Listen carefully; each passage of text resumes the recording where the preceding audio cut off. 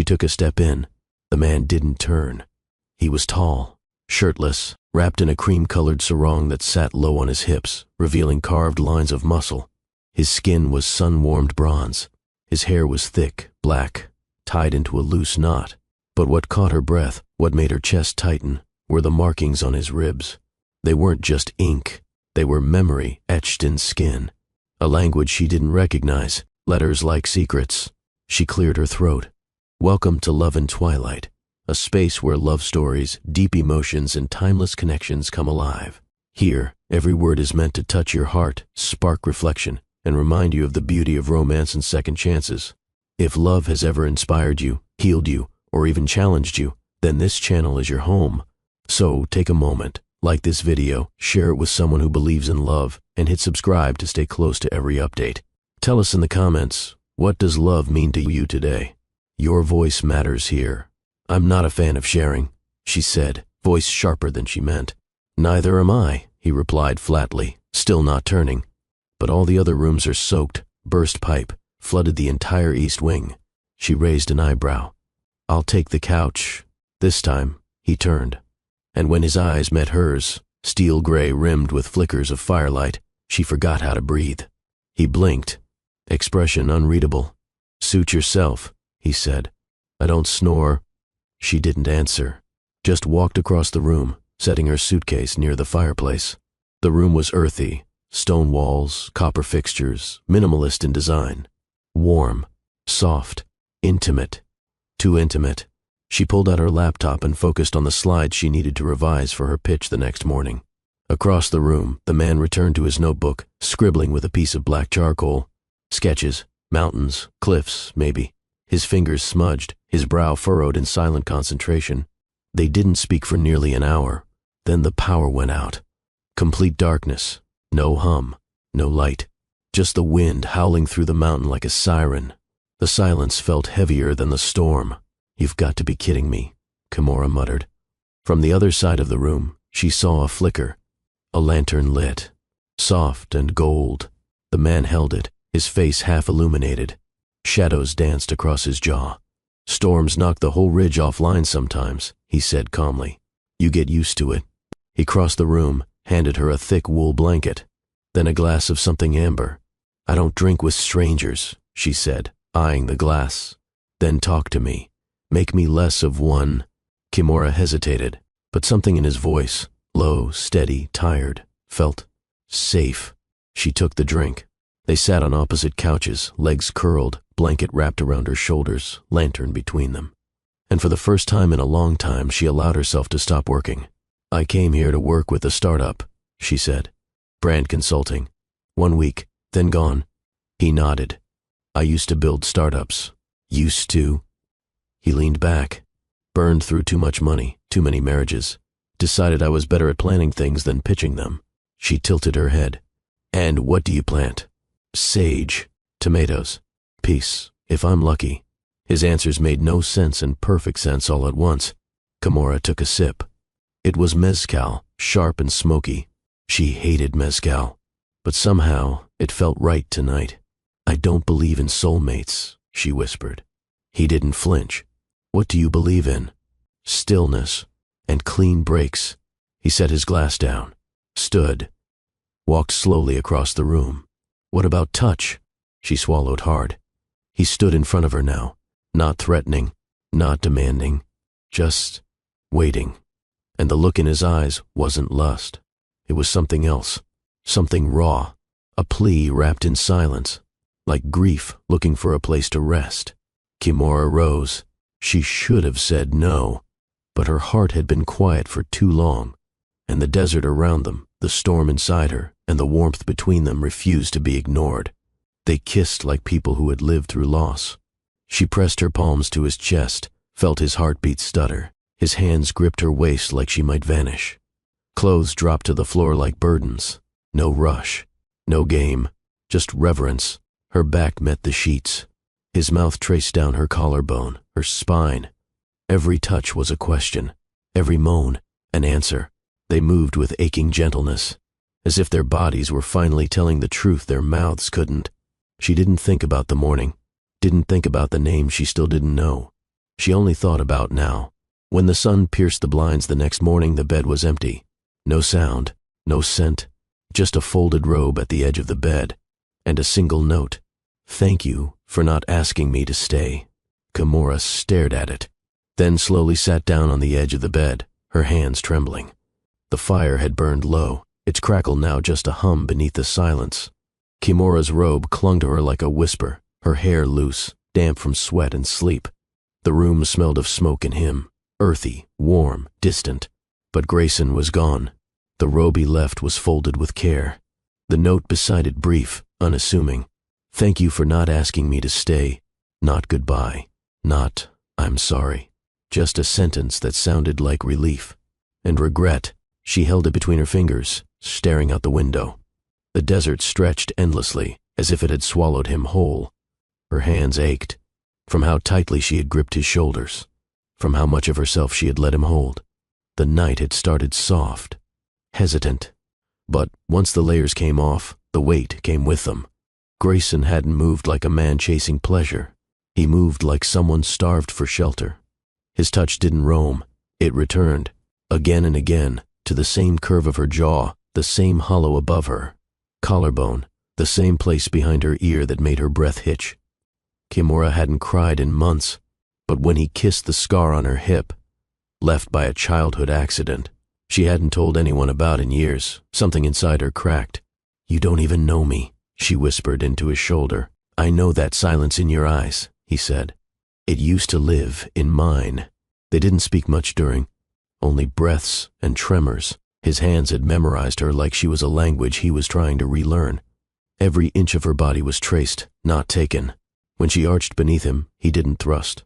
He paused, looked into her eyes, and something shifted. She remembered whispering, "Don't look at me like that."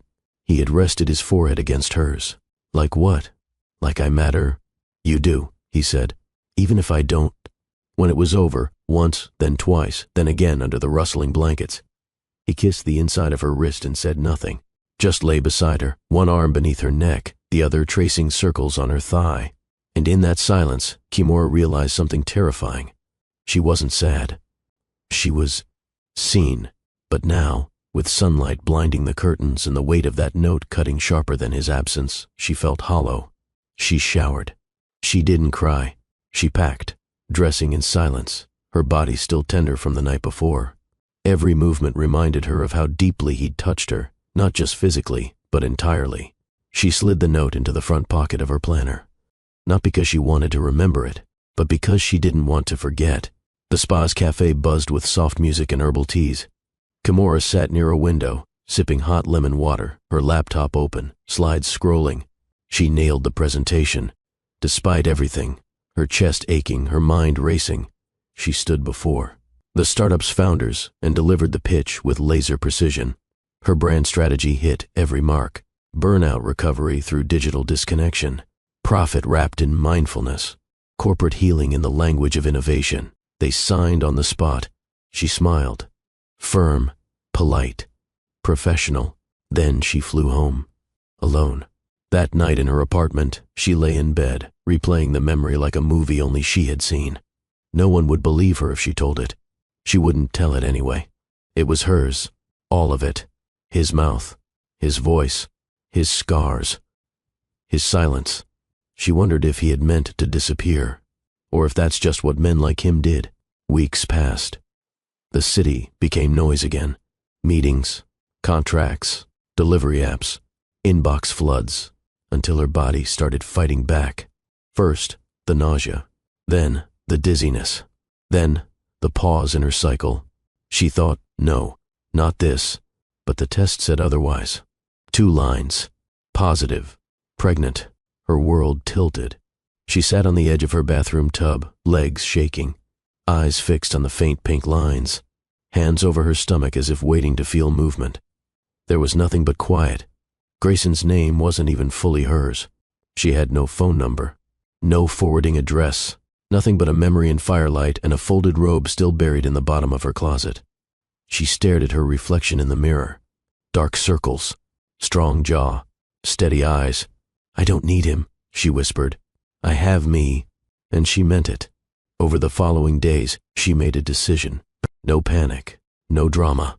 She found a midwife, researched birthing centers, turned down projects that required travel and secured retainer clients that respected remote schedules. She turned her apartment into a home, and she started speaking to her belly every night before bed. "Hey, baby," she'd whisper. "I don't know who you'll be, but I'll be here, every step."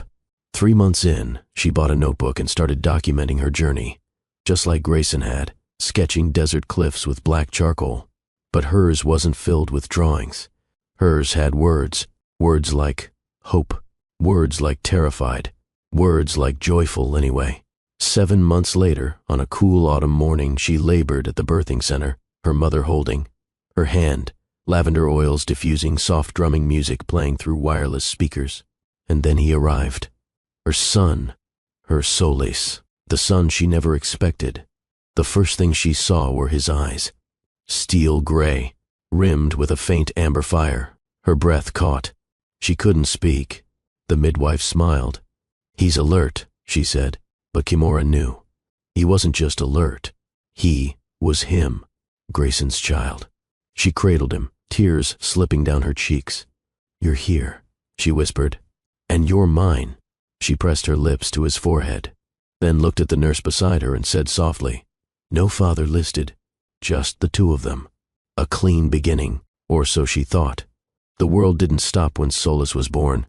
But for Kimura, time moved differently. It wasn't slower or faster.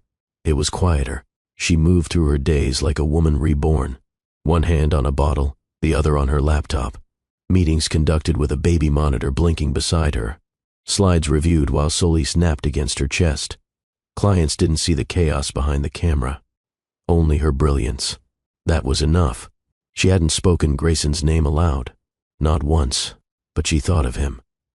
Every time Solis smiled, every time she saw those steel gray eyes blink with curiosity, every time Solis giggled in his sleep, and she swore it sounded like a sound she'd only heard once, in a desert suite in the middle of a storm.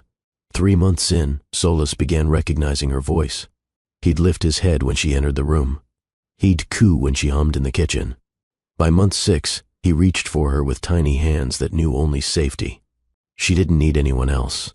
Or, so she kept saying, but love has a way of growing where silence lives. And every time Solis clutched a fistful of her curls, every time he fell asleep on her chest, heart synced with hers. She felt it, the missing, not in the form of regret, but in the ache of a question she refused to ask. What if he'd stayed? Kimura avoided thinking too long about that night.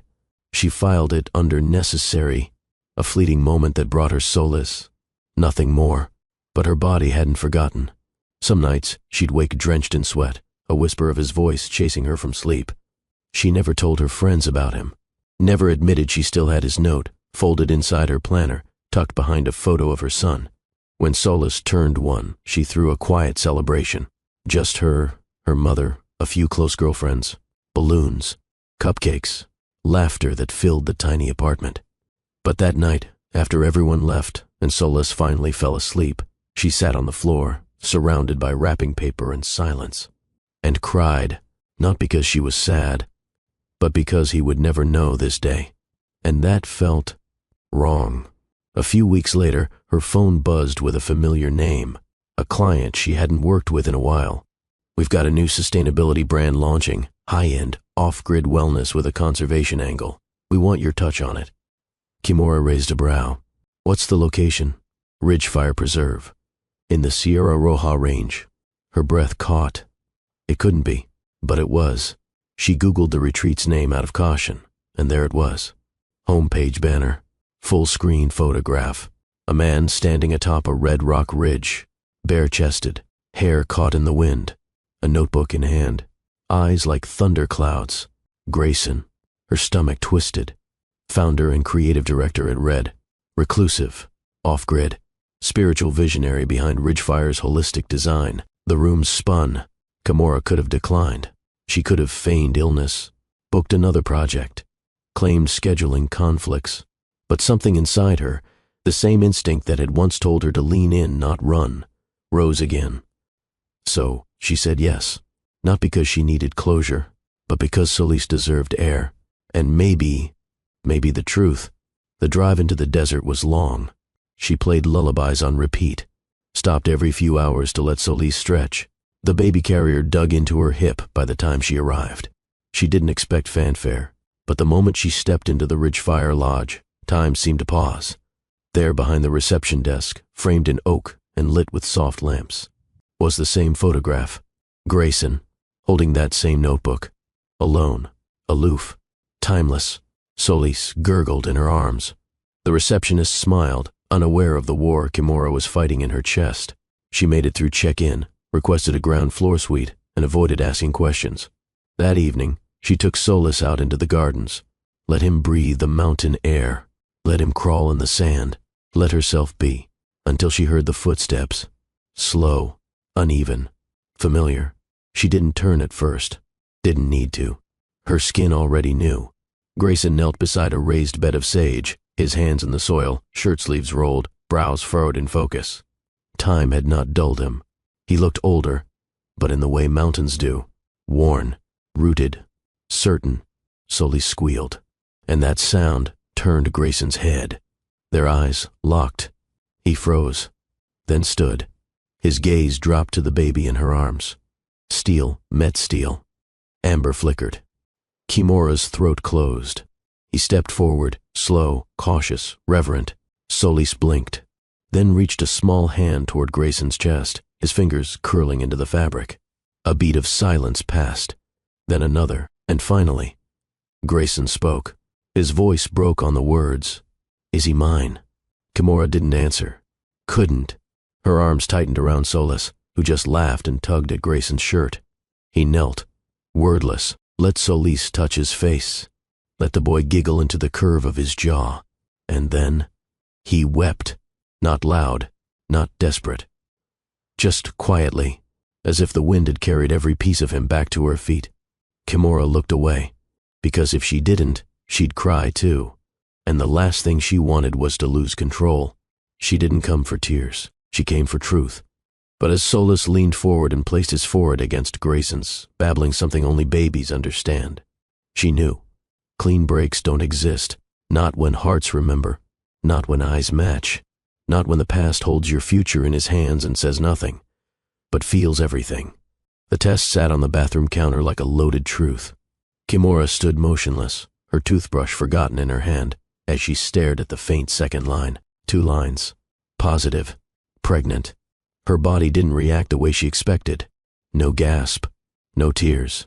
Just a strange stillness that settled into her bones. A moment suspended between disbelief and inevitability. She ran a trembling hand over her stomach. It was still flat, unassuming, quiet, but something had changed. She replayed the timeline in her head like an accountant doing an audit. The storm, the retreat, the suite, the mezcal, the man. Grayson. That name still didn't feel real. It had come and gone like thunder. No surname, no phone number, no follow-up, just one night and a note. She sat on the edge of her bed, the pregnancy test still clutched in her hand. There was no one to call. Her ex wouldn't believe her. Her friends would lecture her. Her mother would ask about marriage. But Kimura wasn't scared. Not really. She was angry. "How dare you?" she muttered aloud, though Grayson wasn't there to hear it. "You touched me like you were broken, then disappeared like I was." She slammed the test into the trash bin, then pulled it out again 2 minutes later. It wasn't just a test. It was confirmation, proof that something meant had happened, even if he pretended otherwise. Kimura didn't chase men, and she sure wasn't about to start chasing ghosts. She opened her laptop and made a list. 4, budget for maternity, leave 5, breathe. That same week, she bought herself a leather-bound journal, brown, with stitched edges and thick pages. It reminded her of the notebook Grayson had drawn in. But this one was for her. She opened to the first page and wrote, "This baby wasn't planned, but maybe, just maybe, it's exactly what I needed." Morning sickness hit harder than expected. Lemon tea and ginger chews became her new best friends. Certain smells sent her running to the sink. But even through the nausea, she felt grounded. She was no longer just living for herself. Every meal was a decision. Every step was a promise. No name for the father. No need. She had herself. She had her baby. And for Kimura, that was enough. By the time her belly began to show, she was already managing 3 long-term client contracts remotely. Her home office was half desk, half nursery in progress. Friends sent books. Her mother sent prayers. And strangers sent unsolicited advice. But none of it mattered more than the quiet moments after midnight, when the world was still and she could feel movement in her womb, little flutters, like butterflies whispering secrets. She began to speak to the baby. "Who are you going to be?" she asked once, pressing her palm to the curve of her belly. "Do you have his eyes, his voice, his silence?" The baby kicked, and Kimura laughed through tears. She waited to find out the gender. She didn't throw a party, didn't post about it online. Some things were meant to be kept. But on a rainy Thursday, lying on the ultrasound table in a quiet clinic, she heard the words that made her breath stop. "It's a boy." Her eyes closed. Her heart expanded. "Hello, son," she whispered. That night, she opened her journal again. "And I don't need your name to know who you are. I know you by his eyes, by his quiet, by his echo in my ribs. I don't know if you'll ever meet him, but you'll always know you are chosen. You are loved. You are wanted. You are mine." Latin for son, because he was the brightest thing to ever rise from a storm. Solis Wells, a name with no father listed, a name that belonged to both of them, and to neither of them. When her water broke, it wasn't dramatic. She was reading at home, chamomile tea in hand, belly round and firm beneath her robe. She felt the shift, the soft pop, and she knew. Labor was long but beautiful. The birthing center smelled like eucalyptus and sage. A doula hummed soft songs as she breathed through the contractions. Her mother held her hand through every wave of pain. There was no screaming, no panic, only power. And then he arrived, slick and small and loud, lungs announcing himself to the world with fury and force. They placed him on her chest, and when he opened his eyes, Kimura gasped. They were unmistakable, steel gray, lined with gold, just like his father. Her throat closed. She held him tighter, and the tears came freely. He didn't have Grayson's name. He didn't need it. He had his eyes, and that was enough. In the days that followed, Kimura barely slept, not from stress, but from awe. Every whimper, every yawn, every finger twitch made her marvel. This tiny being, this miracle, born from one night, birthed from a storm. She didn't speak Grayson's name aloud. But one evening, she whispered to her son as she rocked him to sleep. "He was a man who kissed me like I mattered and disappeared like he didn't. But you, my love, you stayed." Solis slept, and for the first time in months, so did Kimura. The first time Kimura held Solis, she forgot every version of herself she'd ever been. Not the consultant, not the strategist, not the girl who'd once believed in timelines and 5-year plans. She was just a mother. And the moment his warm, damp body was placed on her chest, all the empty spaces inside her felt filled, completed, stilled. Solis didn't cry long, as if he already knew her heartbeat, as if he trusted that the world would be kind because her arms were the first place he landed. His skin was the color of roasted almonds, smooth and delicate. His hair, jet black, and already coiling in soft waves. But it was his eyes, blinking up at her through newborn fog, that unraveled her completely. Gray, not dull, not lifeless, alive. A mirror, the same ones that had studied her across a shared suite lit only by firelight. Kimura didn't speak his name aloud at first, but in her head she whispered it, "Grayson," and then louder, over the weight in her chest, "Never again." The nurses offered to take Solis for the night so she could rest. She declined. Instead, she held him through the quiet hours, watching him sleep as the moon poured soft silver light over their faces. "I've got you," she murmured, "and I'll never let you wonder if someone else is coming. I am your start, your middle, your always." Over the next few weeks, her world shrank, and she welcomed it. Diaper changes became meditation. Breastfeeding became devotion. Lullabies were written in the moment. Soft, made-up rhymes whispered into his ear as they swayed through long nights. She barely left her apartment. Grocery deliveries arrived at the door.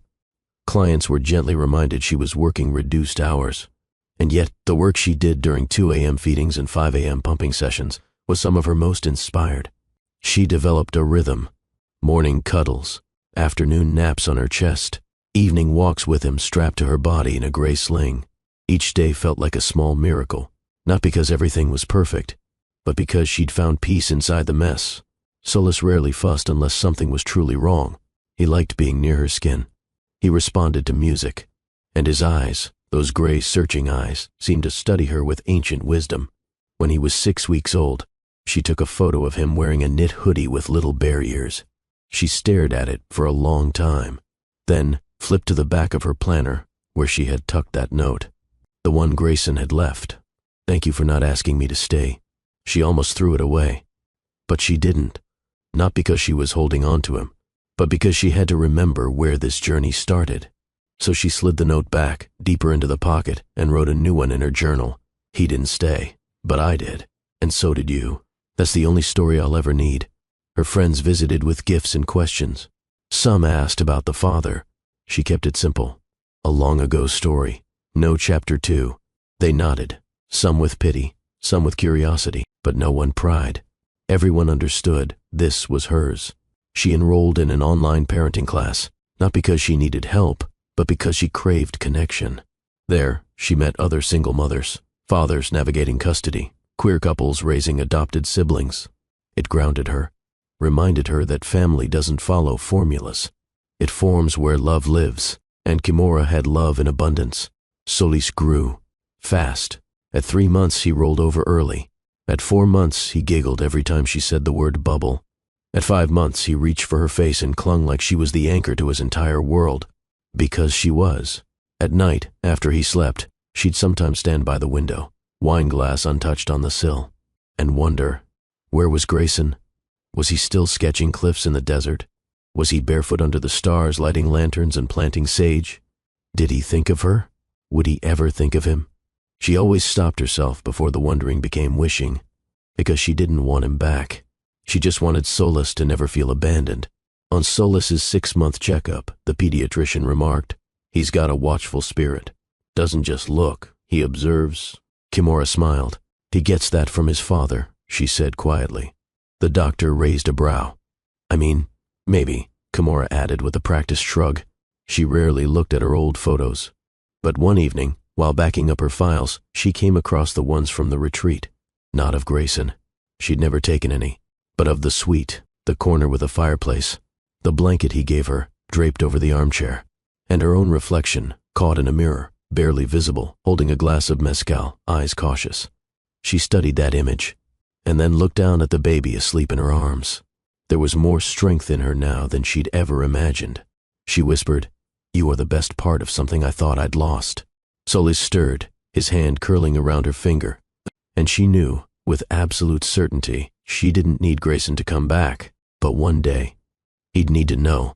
The apartment was quiet, except for the sound of Solis breathing. Kimura stood in the doorway of his room, watching his chest rise and fall in the crib. The soft glow of the nightlight painted his curls gold. One of his tiny feet peeked out from under the blanket. She didn't know it yet, but this moment would stay with her for the rest of her life. Not because something dramatic happened, but because for the first time, she felt completely settled. The world outside was racing, screaming for likes, deals, data. But in here, everything was still. She placed one hand on her heart, one on the doorframe. "I won't chase what left," she whispered. It wasn't anger. It wasn't bitterness. It was peace. She wasn't just raising a child. She was raising herself. Every day, she became someone new, less worried about being perfect, more focused on being present. Her clients praised her focus, her consistency. What they didn't know was that every pitch deck was prepared during nap time, that every voice call was taken with one eye on a baby monitor, that every slide she presented came from a brain fogged by late-night feeding and diaper changes. But still, she delivered, because that's what she did. She delivered herself into motherhood like it was a sacred rite. No complaints, no apologies. One night, she wrote Solis a letter, not to give him now, but for when he was older. "My son, you were born in the middle of a question I didn't know how to ask, and somehow you became the answer to everything I was afraid to admit. You don't need to know how you got here. You just need to know that you were wanted the moment I knew you existed. I promise you this, You will never have to earn my love. You are made of it. She signed it with a heart, folded the letter, slipped it into a memory box beneath the crib, alongside his hospital bracelet and a snapshot of his first laugh. She didn't need a CO parent to make the box feel full. She needed honesty, and every item inside was a piece of her truth. Weeks passed. The seasons shifted. Solis outgrew his bassinet, learned to sit, then crawl, then pull himself up and wobble like a drunk little champion across the living room floor. Kimura clapped for him every single time. She never missed a moment, not because she had to, but because she chose to. Her mother visited often, sometimes bringing groceries, other times just watching her daughter in awe. "You're doing this," she said one afternoon, watching Kimura feed Solis mashed avocado. "All on your own." Kimura smiled. "I'm not alone. I have him." Her mother's eyes softened. "And what about his father?" Kimura paused. Her hand tightened around the spoon. "He gave me one night," she said carefully. "But Solis, he gave me forever." There was no room for discussion after that. Her mother understood. On the night of Solis's first birthday, she baked a cake herself, banana and oat, sweetened with dates, no artificial sugar, no bright colors, just wholesome joy. She invited only a few friends, set up a balloon arch from a DIY kit, played soft jazz, lit one candle. As she held Solis in front of it, she whispered, "Blow, my love, blow for the life we're building." He smacked the candle instead and laughed. Everyone clapped, and for a moment, time froze. After the guests left, after the cleanup, she sat on the floor with Solis in her lap. His head rested against her collarbone. His eyes were fighting sleep. She hummed, no words, just the melody she'd made up during her pregnancy, the one she used to sing when he kicked inside her, the one that always made him calm. And then she whispered it aloud. "I don't hate him," she said softly. The admission surprised her, but it was true.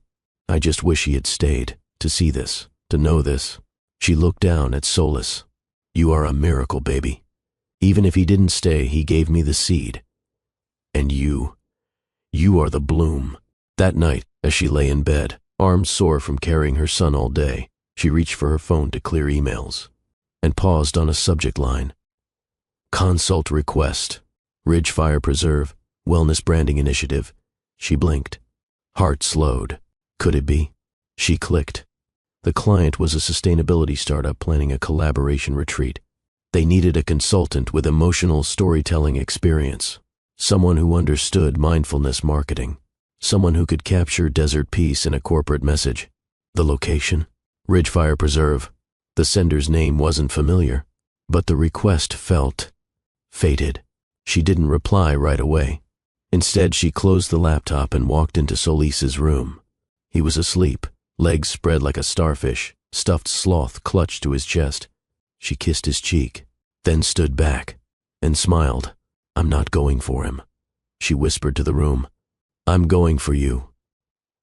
She returned to her bedroom, sat at her desk, pulled out her journal, and beneath the letter she had written months ago, she wrote one line more. "I promise to never chase anyone again, but I won't hide from the path I was meant to walk." The desert looked different this time. Last time, it was escape. This time, it was intention. Kimura tightened her grip on Solis's carrier strap as she stepped out of the car. The air was dry, yes, but it didn't bite. It welcomed, as if the land itself remembered her. The concierge at Ridgefire smiled politely, unaware of the storm she was carrying behind her eyes. "Welcome to Ridgefire," she said, gesturing toward the lodge entrance. "We're honored to have you consulting with us." Kimura nodded, adjusted her sunglasses, and stepped into the building she had once barely escaped. Solis stirred on her hip. "Almost done, baby," she whispered. But nothing could have prepared her for what waited behind the reception desk. The photograph was enormous, framed in clean lines, mounted above reclaimed wood. It dominated the space like an altar. And at its center, him, Grayson, bare chest, wind in his hair, standing atop the red cliff like he was carved from the mountain itself. A notebook in hand, gaze fixed somewhere beyond the lens. Steel gray eyes. Familiar. Haunting. Kimura froze mid-step. Solis cooed. The receptionist followed her line of sight. "He hates that photo," she said casually. "Says it makes him look dramatic. But it's kind of our brand now." Kimura forced a smile. "Oh, yeah. That's Mr. Rohn, our founder. He's off-grid most days, working the land. Brilliant, but hard to catch. We never schedule him for front-facing stuff. He doesn't like crowds." Mr. Rohn. There it was. His full name. Grayson Rohn. She mouthed it like a discovery. The concierge handed her a room key. "You're in one of the family suites. Easy access to the gardens and walking trails. Also comes with a small kitchenette, perfect for little ones." Kimura blinked. "You knew I had a child?" "We always ask for guest preferences in advance," the receptionist said. "Your project manager mentioned you might have a toddler with you." Kimura nodded slowly. So far, no alarms, no clues, no whispered gossip. He didn't know she was here. The suite was beautiful, earth-toned like before, but larger, with a separate nursery space and a patio overlooking the wildflower path. She placed Solis gently in the travel crib and unpacked in silence. The silence wasn't uncomfortable, but it wasn't calm either. It was braced. That afternoon, she walked the grounds, Solis on her hip, cheeks flushed from the heat, fingers curled around her scarf. She wasn't sure what she was looking for. Maybe just a sign. Maybe just confirmation that she wasn't crazy for being here. She passed raised beds filled with herbs, lavender, chamomile, basil, and then she saw him, kneeling in the soil, back turned, tan linen shirt rolled at the elbows, forearms streaked with dirt, hair shorter now, but unmistakably him. His hands moved gently, planting something, sage, maybe, one motion at a time. Solis made a soft squeal. Grayson paused. He didn't turn. Not yet. He slowly wiped his hands on a cloth, then stood, brushing the dirt from his knees, and turned around. His eyes met hers. Just like before, gray and unguarded. But now they dropped to her hip, to the child, to the baby boy who stared right back at him with his same eyes. Time slowed. The wind softened. Nothing moved except the look on Grayson's face, shifting from confusion to shock to something deeper. He took one step forward, then another. Kimura didn't move. Solis reached for his water bottle. Oblivious. Grayson's voice came like a whisper. "Is he mine?" Kimura's throat closed. Her lips parted, but nothing came out. Solis babbled, stretching one chubby arm toward Grayson's shirt. And then it happened. Grayson dropped to his knees, as if something in him gave out. His eyes flooded. His chest rose, trembled.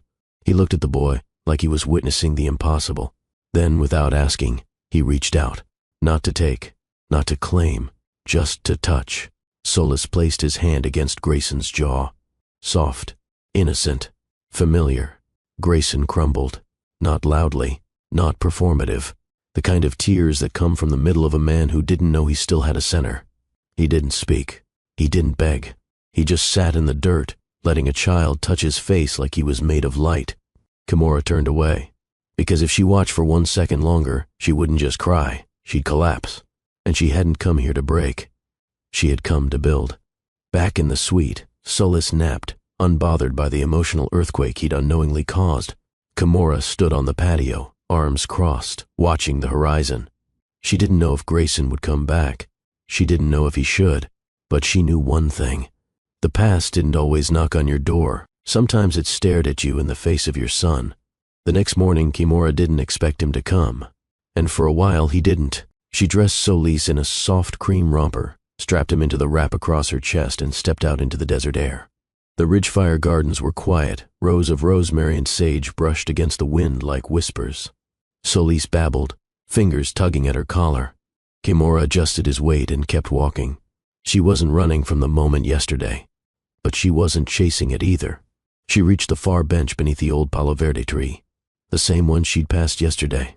She sat down and waited, for herself more than anything. But then she heard the footsteps, slow, uneven, bare on gravel. She didn't turn, not yet. The footsteps stopped behind her. Silence stretched. She could feel him watching. Then, softly, "I didn't know." Kimura closed her eyes. still didn't look at him. "And if you had," she asked, voice even, "I wouldn't have left." Her jaw tensed. "You did leave." I thought it was a moment, one we both needed, but not more. Finally, she looked up. His eyes were red-rimmed but clear. "And you didn't think I might wake up needing more?" she asked. "I left a note." She laughed once, sharp and tired. "You left a thank you, like I gave you something to survive the night with." He didn't reply, because it was true. Grayson stepped closer, eyes on Solis. The boy studied him back, silent, curious, then reached for the pouch on Grayson's belt. He didn't flinch, just untied the leather pouch and handed it over. Inside was a small wooden carved owl. Solis giggled, clutching it immediately. Kimura blinked. "He made that yesterday," Grayson said quietly. "After I saw you. I couldn't sleep. My hands needed to move." She didn't know what to say. Solis played with the owl, chewing one edge. Grayson sat on the opposite bench, keeping his distance. "I'm not here to interrupt your life," he said, "or make demands. I didn't expect to look into someone's eyes and feel like I already failed him." Kimura swallowed hard. "His name is Solis," she said. "It means sun, because he was the first thing that warmed me after everything went cold." He nodded slowly. "It suits him." They sat in silence. Birds chirped in the distance. Solis dropped the owl. Grayson retrieved it, and Kimura found herself studying the man in front of her. He looked leaner, still strong, but softer, his face lined with something deeper than age. "Why Ridgefire?" she asked. He smiled faintly. "After I left Silicon Valley, I came here to detox. The land slowed me down. Then I started drawing again. The investor who owned this place offered to let me design the grounds. It grew from there." "So you ran," she said. He tilted his head. "I built, maybe to run, but maybe to heal." Kimura nodded. "Fair." She rose from the bench, unwrapping Solis gently from her chest. Grayson instinctively stood. She hesitated, then stepped forward and placed Solis in his arms. Solis didn't protest, just rested his head against Grayson's shoulder like it had always belonged there. Grayson's hands trembled. "I didn't earn this," he said. "No," Kimura replied, "but he didn't ask for you to be perfect. Just to be here." He nodded, pressing his cheek to Solis's head. "I can do that." They walked slowly back toward the lodge together. No promises, no apologies, just the quiet beginning of a door opening. Back at her suite, Kimura placed Solis down for a nap. Grayson hovered by the door. She turned to him. "What do you want from this?" she asked. He didn't hesitate. "I want to know him. Even if you never forgive me, even if this is all I ever get, I want to earn every second." She studied him for a long time, then stepped aside. "You can stay for lunch." He didn't smile like a man who won. He looked like a man who'd been given a chance he didn't believe he deserved. And for now, that was enough. Lunch was quiet. Not the kind filled with awkwardness, but the kind where something unspoken sits in the air, thick, delicate, present.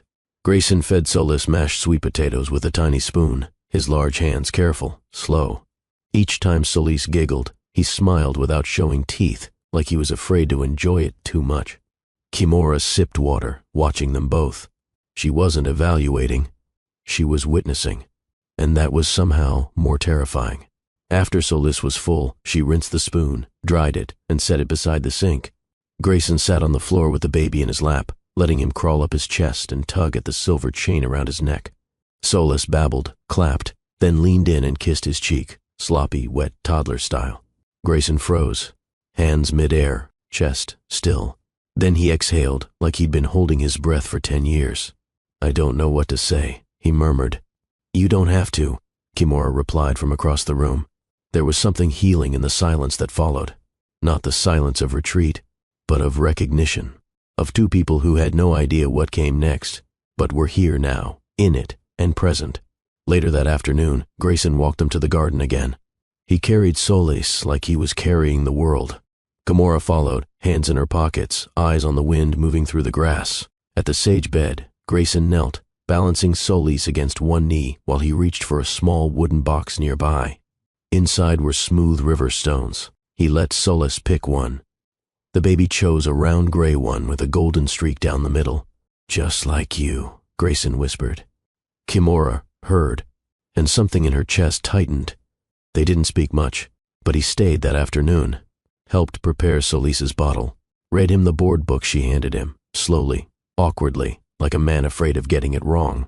Kimura stood in the doorway, watched, waited for the fear to rise again. But it didn't. Not because everything was healed, but because there was no pretending now, no performance, no seduction, just a man and his son. That evening, Kimura sat at the edge of the bed while Grayson rocked Solis near the window. The baby fought sleep. Grayson sang something under his breath, low Spanish lullabies that didn't need translating. And then, without fanfare, Solis drifted off. Grayson stood still for a long time, holding him like a prayer. Then turned, met her eyes and whispered, "Thank you." She blinked. For what? For not keeping him from me. Kimura stood slowly, walked over, and took Solis from his arms. The exchange was quiet, seamless, gentle. "I thought about it," she admitted. "I wouldn't have blamed you. I would have," she said softly. "Eventually, I would have blamed myself." They stood there, not touching, not avoiding, just facing something bigger than either of them. "I'm not trying to be perfect," he said. "I don't need perfect," she replied. "Just don't vanish again." "I'm here." "Good," she exhaled, and meant it. The next morning, he returned. No big announcement, no knock, just him, on the patio with a basket of herbs and a bag of sliced fruit. Kimura opened the door, raised an eyebrow. He held up the bag. "For the boss." She smirked. "You mean Solis?" He nodded. Obviously, they ate breakfast together, mostly watching Solis mash banana into his face. No declarations, no heavy conversations. But when she handed Grayson a burp cloth without needing to ask, and when he caught it midair, wiped Solis's chin, and said, "I've got it," she felt something shift, something settle. That evening, after Solis went down, she walked him to the garden gate. The moon was high, the path lit by low lights and rustling branches. They stood in the golden hush of desert dusk. "I don't know what this is," she said. "I'm not asking for a name." "Good, because I don't have one." They stood close, but didn't touch. Then, slowly, Grayson reached up and tucked a curl behind her ear. "You're not the same woman I met," he said. "I know. You're more." She blinked, throat tight. "And you're still dangerous." "Because I left?" "No," she said. "Because I don't want you to now." He leaned forward just slightly, not to kiss her, just to be near. His voice barely audible. "I'm not going anywhere." Kimura didn't reply, but she didn't move either. And that was everything. The next morning, he was there again. Not a text, not a knock, not an apology wrapped in flowers, just him. Grayson stood in front of her suite with Solis's favorite plush owl tucked under one arm and a hand-woven basket filled with herbs in the other. "Breakfast delivery," he said with a half-smile. Kimura opened the door in her robe, hair still wrapped in a towel. "You know this is borderline stalker behavior, right?" she teased. "I brought lavender and mint," he said. "That makes me a healer, not a criminal." She stared at him for a moment too long, then opened the door wider. "Leave your shoes at the door." Grayson took her direction without flinching. He placed the basket on the kitchen counter, unwrapped the herbs, and washed his hands. Kimura watched from the dining table, arms folded as Solis babbled in his high chair. "You cook?" she asked. "I survive," he said, cracking 2 eggs into a ceramic bowl. "Never learned the flour and frosting stuff, but I know fire, salt, timing." She raised an eyebrow. "Impressive. I can't braid hair, though," he added, in case that was a deal breaker. "You're assuming there's a deal." He turned, eyes soft. "I'm hoping there's a start." He didn't flirt. He didn't press. He made her tea, fed Solis a banana, cleaned the dishes before she asked. After breakfast, Kimura dressed Solis and took him for a walk. Grayson asked if he could come. She shrugged. "Sure." They walked the trail behind the garden, Solis and the carrier against Kimura's chest. Grayson stayed close, but not too close. He pointed out hawks overhead, named every wildflower. At one point, Solis fell asleep. Kimura slowed her pace. Grayson matched it. "I'm still learning how to be present," he said softly. I spent years chasing everything but myself. And now? She asked. He looked at her. Now, I just want to catch what matters. That afternoon, Grayson helped her reconfigure the baby gate in the suite. Solis had started climbing. She didn't ask for help. He just brought tools. Afterward, she offered him water. He sat across from her on the patio, shirt slightly damp with sweat. Why are you really here? She asked. I don't have a clever answer, he said. I just couldn't stop thinking about him, or you. I didn't come looking, but the moment I saw him, it felt like the world finally made sense again. And if I told you to leave, she asked, I'd listen, he said, but I'd keep hoping. She nodded slowly. Fair. That evening, Solis had a hard time settling. Kimura bounced him for nearly an hour. Nothing worked. Grayson offered to try. She hesitated, then handed him over. Solis resisted at first, but Grayson rocked him gently, whispered to him in that low voice, half melody, half memory. I used to sing to nothing, he murmured, just to fill the quiet. I never thought someone would hear me one day. 10 minutes later, Solis was out cold. Kimura blinked back the heat in her eyes. Grayson kissed Solis's temple and laid him gently in the crib, then turned to her. I'm not asking for a title, he said, or forgiveness. Just give me space to show up. She leaned against the wall, arms folded. And what if you get tired? I don't plan to. She studied him for a long moment, then quietly replied, Okay. The next day, he came back. And the next, and the next. He didn't overstay. He didn't play dad. He was simply present. Every moment earned, every visit quiet, every gesture intentional. Kimura found herself looking forward to his knock, to the way Solis lit up when he entered, to the way her heart didn't tighten anymore when he sat across from her. She caught herself laughing at something he said, then caught herself hoping, and that scared her. She wrote in her journal that night, he's not the same man, and I'm not the same woman, but somehow we still fit, not perfectly, but honestly. One morning he brought a sketchbook, set it on the counter, said nothing. She opened it while Solis napped. Page after page. Drawings of the retreat, of desert winds, of sage in bloom, and of Solis.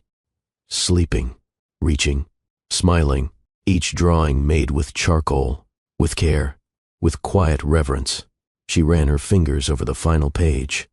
It was of her, eyes closed, cradling Solis to her chest. Grayson had captured her not as a goddess, but as a mother, powerful, present, whole. She didn't say thank you.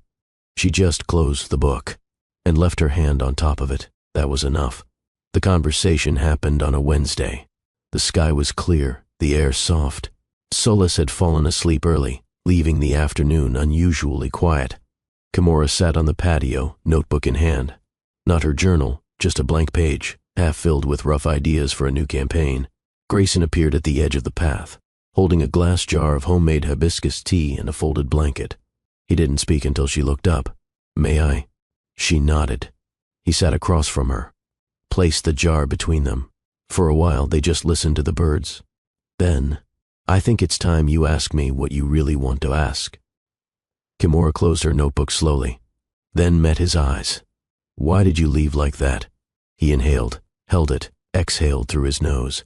I was scared. Of what? He laughed once, dry, almost bitter. Of needing something I couldn't control, of feeling something I didn't expect, of becoming someone I didn't recognize. She studied him. You make it sound poetic.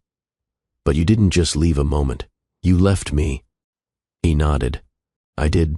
You disappeared. I did. I woke up alone, in a place I didn't know, after sharing something I'd never shared like that before. His shoulders dropped. I know. She leaned forward. Do you? Yes, he said quietly, because I woke up terrified that if I stayed, I would ruin it. I've ruined good things before, and that night felt too good. Kimura didn't speak. The wind brushed past, lifting a few strands of her hair. I'm not asking for sympathy, Grayson added. Just truth. That's all I have left. She leaned back, arms crossed. You were a grown man, Grayson. You didn't need to run. He nodded. You could have written your number, left your name. He nodded again. You knew what kind of night that was. It wasn't casual. He looked down at the ground. I didn't think I was worth staying for, he admitted. And I didn't want to ask you to carry my mess. So you left me with mine. That landed. He blinked, then swallowed hard. I'm sorry, he said finally. It wasn't dramatic. It wasn't embellished. It was raw and real. I should have stayed, he added, even if I didn't know how. Kimura's eyes burned, not from hurt, but from the release that came with hearing the words. I didn't need perfect, she said. I needed real. And you were real. Until you weren't. He nodded.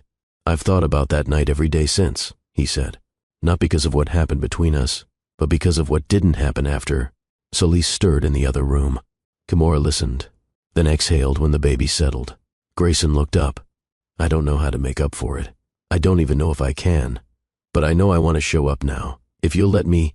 Kimura turned her eyes to the garden. Sage, lavender, wildflowers, everything blooming in layers. Slow, messy, beautiful. I'm not asking for you to be Solis's father, she said carefully. Not yet, not officially. I just want to know you're not going to disappear again. I won't. I mean it, Grayson. If you're going to leave, say it now. He looked her dead in the eyes. I'm not leaving. She nodded slowly. Then start by staying consistent, she said. Feed him, change him, read to him, learn his rhythm. Don't try to be a hero, just be there. He let out a shaky breath. I can do that. Good. They sat in silence again. But this time, it wasn't avoidance. It was agreement. Later that night, after dinner and a quiet bath for Solis, Grayson stood at the door, unsure. Kimura opened it. You don't have to knock, she said. I don't want to assume.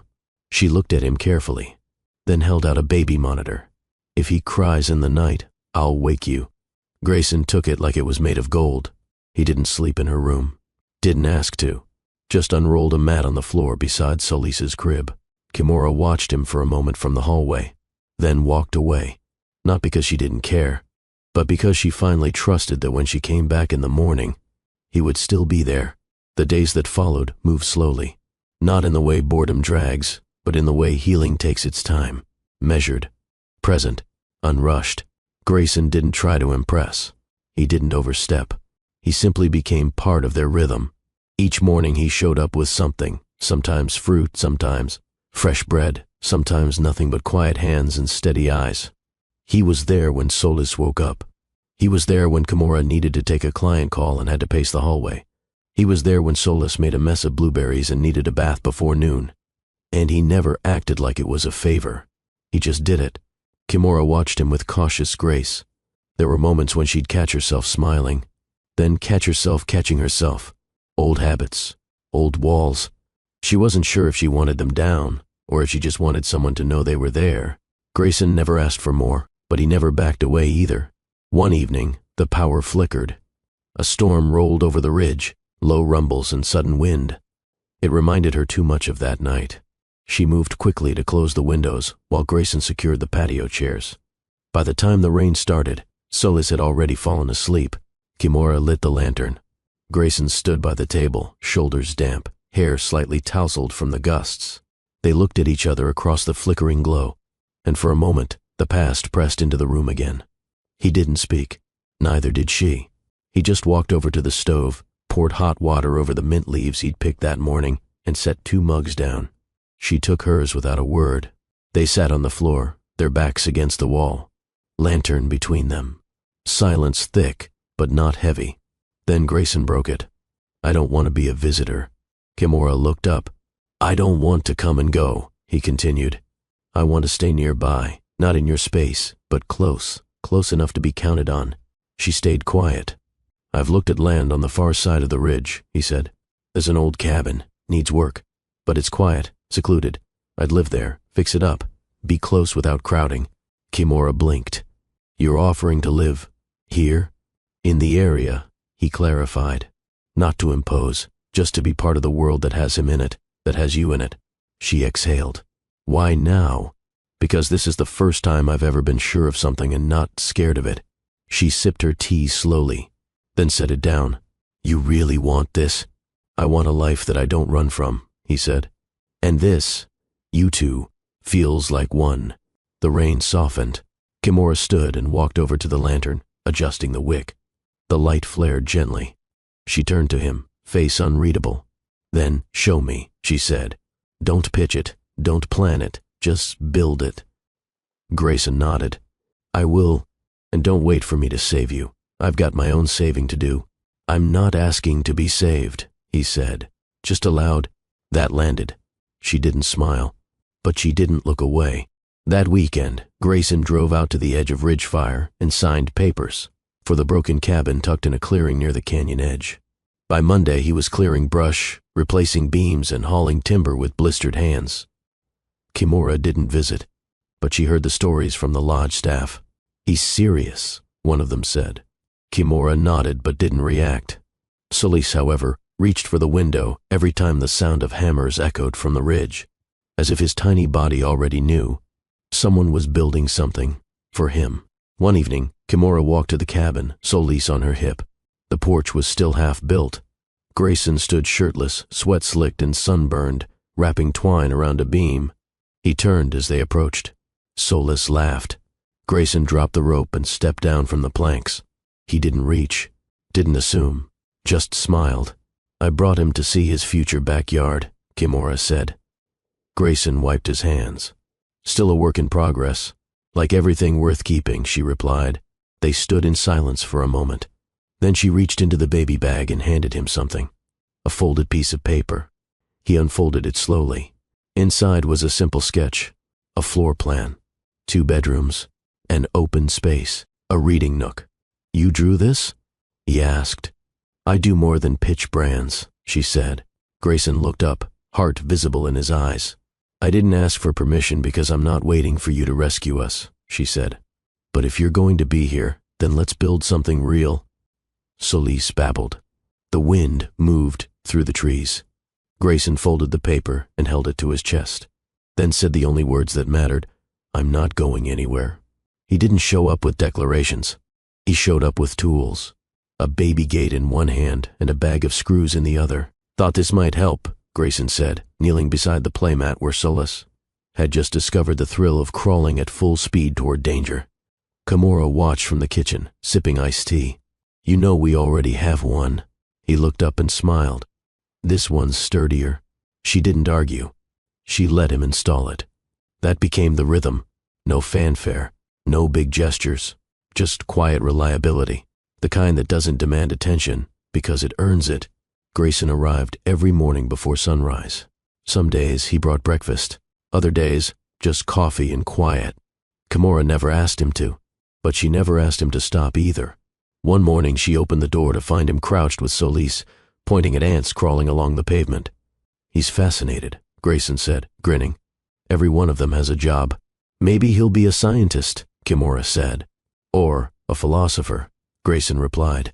He stares like he already understands things we don't. By week's end, Grayson had built a small shelf in Solis's corner, then a swing on the back patio, then repaired a flickering light that had been bothering Kimura for months. He never asked what needed fixing. He just noticed, and did it. He still lived in the cabin, still respected her space, but every afternoon Solis would press his hands to the window, bouncing and babbling, waiting for Grayson to arrive. And every time the door opened, his little arms would shoot up like victory flags. "Da!" he shouted once. Kimura froze. Grayson's breath caught. Neither of them corrected the baby. No one needed to. They fell into a rhythm, unspoken, fluid, human. He brewed coffee while she responded to client emails. She folded laundry while he read board books aloud in a voice too deep for the silly rhymes, which made it all the more charming. He didn't try to take control. He didn't try to own fatherhood. He just participated. And that, to Kimura, meant more than anything. One evening, Solis had a meltdown. Teething, overstimulated, overtired. Kimura bounced him, paced the room, tried every trick. Nothing worked. Grayson took him gently, held him against his chest, sang something in soft Spanish, low, rhythmic, ancestral. Solis quieted, then fell asleep. Kimura sat on the couch, exhausted. "Thank you," she said quietly. Grayson didn't reply. He just looked at her and nodded. Not like a man who wanted praise, but like a man who knew what it meant to finally be needed without being feared. Later, when Solis was down for the night, Kimura poured them both glasses of water and sat across from him. "I still don't know what this is," she said. Grayson didn't rush to answer. He took a sip, then said, "Maybe it doesn't need a name yet." She tilted her head. "That's convenient. It's honest," he replied. "I'm not asking for anything more than what you're willing to give." She nodded slowly. "That's new for me." "For me, too." She leaned back in her chair, stared at him for a long moment. "You said once you ruined good things." "I did. And now?" He met her eyes. "I don't want to ruin. I want to repair." She didn't speak, didn't promise. But that night, she fell asleep a little easier. And when she woke to find him already in the kitchen warming up a bottle for Solis, humming, to himself, wearing a plain gray t-shirt and barefoot, she didn't feel invaded. She felt steady. Later that afternoon, they took Solis on a short hike. Grayson carried the toddler on his shoulders, narrating the entire journey like it was a grand expedition. Kimura walked behind, arms folded, letting herself laugh without apology. At the summit, they sat on a large flat rock. Grayson pointed to the sun hanging low over the ridge. "This is the part of the day that always made me feel lonely," he said. She glanced at him. "Still does?" He looked at Solis, who was curled up against his chest, dozing. "Not anymore." That night, Kimura wrote in her journal, "He still doesn't ask for credit, still doesn't ask for answers, but every day he asks to show up, and every time, I let him." It started with a cough. Nothing alarming at first, just a dry little sound from Solis as he clutched his plush owl before bedtime. Kimura wiped his nose, kissed his forehead, and laid him gently in the crib. But an hour later he cried out, and this time the sound was different. Wet, weak, worrying. She rushed into the nursery. His skin was burning. His breath came in short bursts, eyes glassy, face flushed. She scooped him up, heart pounding. "Solis, hey, look at me," she whispered. He whimpered, curled into her chest. She grabbed the thermometer, 101.8 degrees Fahrenheit. Her mind flipped into gear. Cool, compress, fluids, patience. But panic crept in. He wouldn't stop crying. He wouldn't drink. Her hands shook as she tried rocking him. Nothing soothed him. Then she remembered the monitor. Grayson. She called him without hesitation. 1 ring. 2. Then, "Kimura? Solis has a fever. I can't calm him. Her voice cracked. "I need help. I'm on my way." Less than 10 minutes later, he was at the door, barefoot, hoodie inside out, eyes wide. He didn't say anything. He didn't ask permission. He walked straight to her, hands out. She handed Solis over without protest. Grayson held him close, whispering in Spanish. Solis whined, soft, struggling. Grayson kissed his temple. "You're okay, Hijo. I've got you." Then he turned to Kimura. "Do you have a humidifier?" She nodded, already moving to grab it. "I'll boil water too," she said. "I've got it. Sit. Just breathe." For the next hour, Grayson paced the nursery slowly, rocking, humming, pressing Solis to his chest. Kimura watched from the hallway. She wasn't helpless, but for the first time in a long time, she allowed someone to help. Grayson never faltered. He checked a fever again, 102.1 degrees Fahrenheit. He dampened a cloth and gently dabbed Solis's forehead. He whispered lullabies Kimura had never heard before, songs that sounded older than language. And slowly, Solis calmed. His breathing deepened. The crying stopped. He fell asleep against Grayson's chest, hot but peaceful. Kimura exhaled, tears brimming. Grayson looked up. "He's okay," he said softly. She nodded, but didn't speak, just pressed her palms over her face and wept silently into them. Grayson didn't interrupt. He stayed where he was, rocking Solis gently. When Kimura finally looked up, eyes red, he said, "You don't have to do this alone anymore." She whispered, "I'm just not used to having backup." He nodded. "You do now." Solis slept for another hour. Kimura cleaned up the kitchen, paced the hallway, tried to convince herself it was just a fluke. But her nerves were frayed.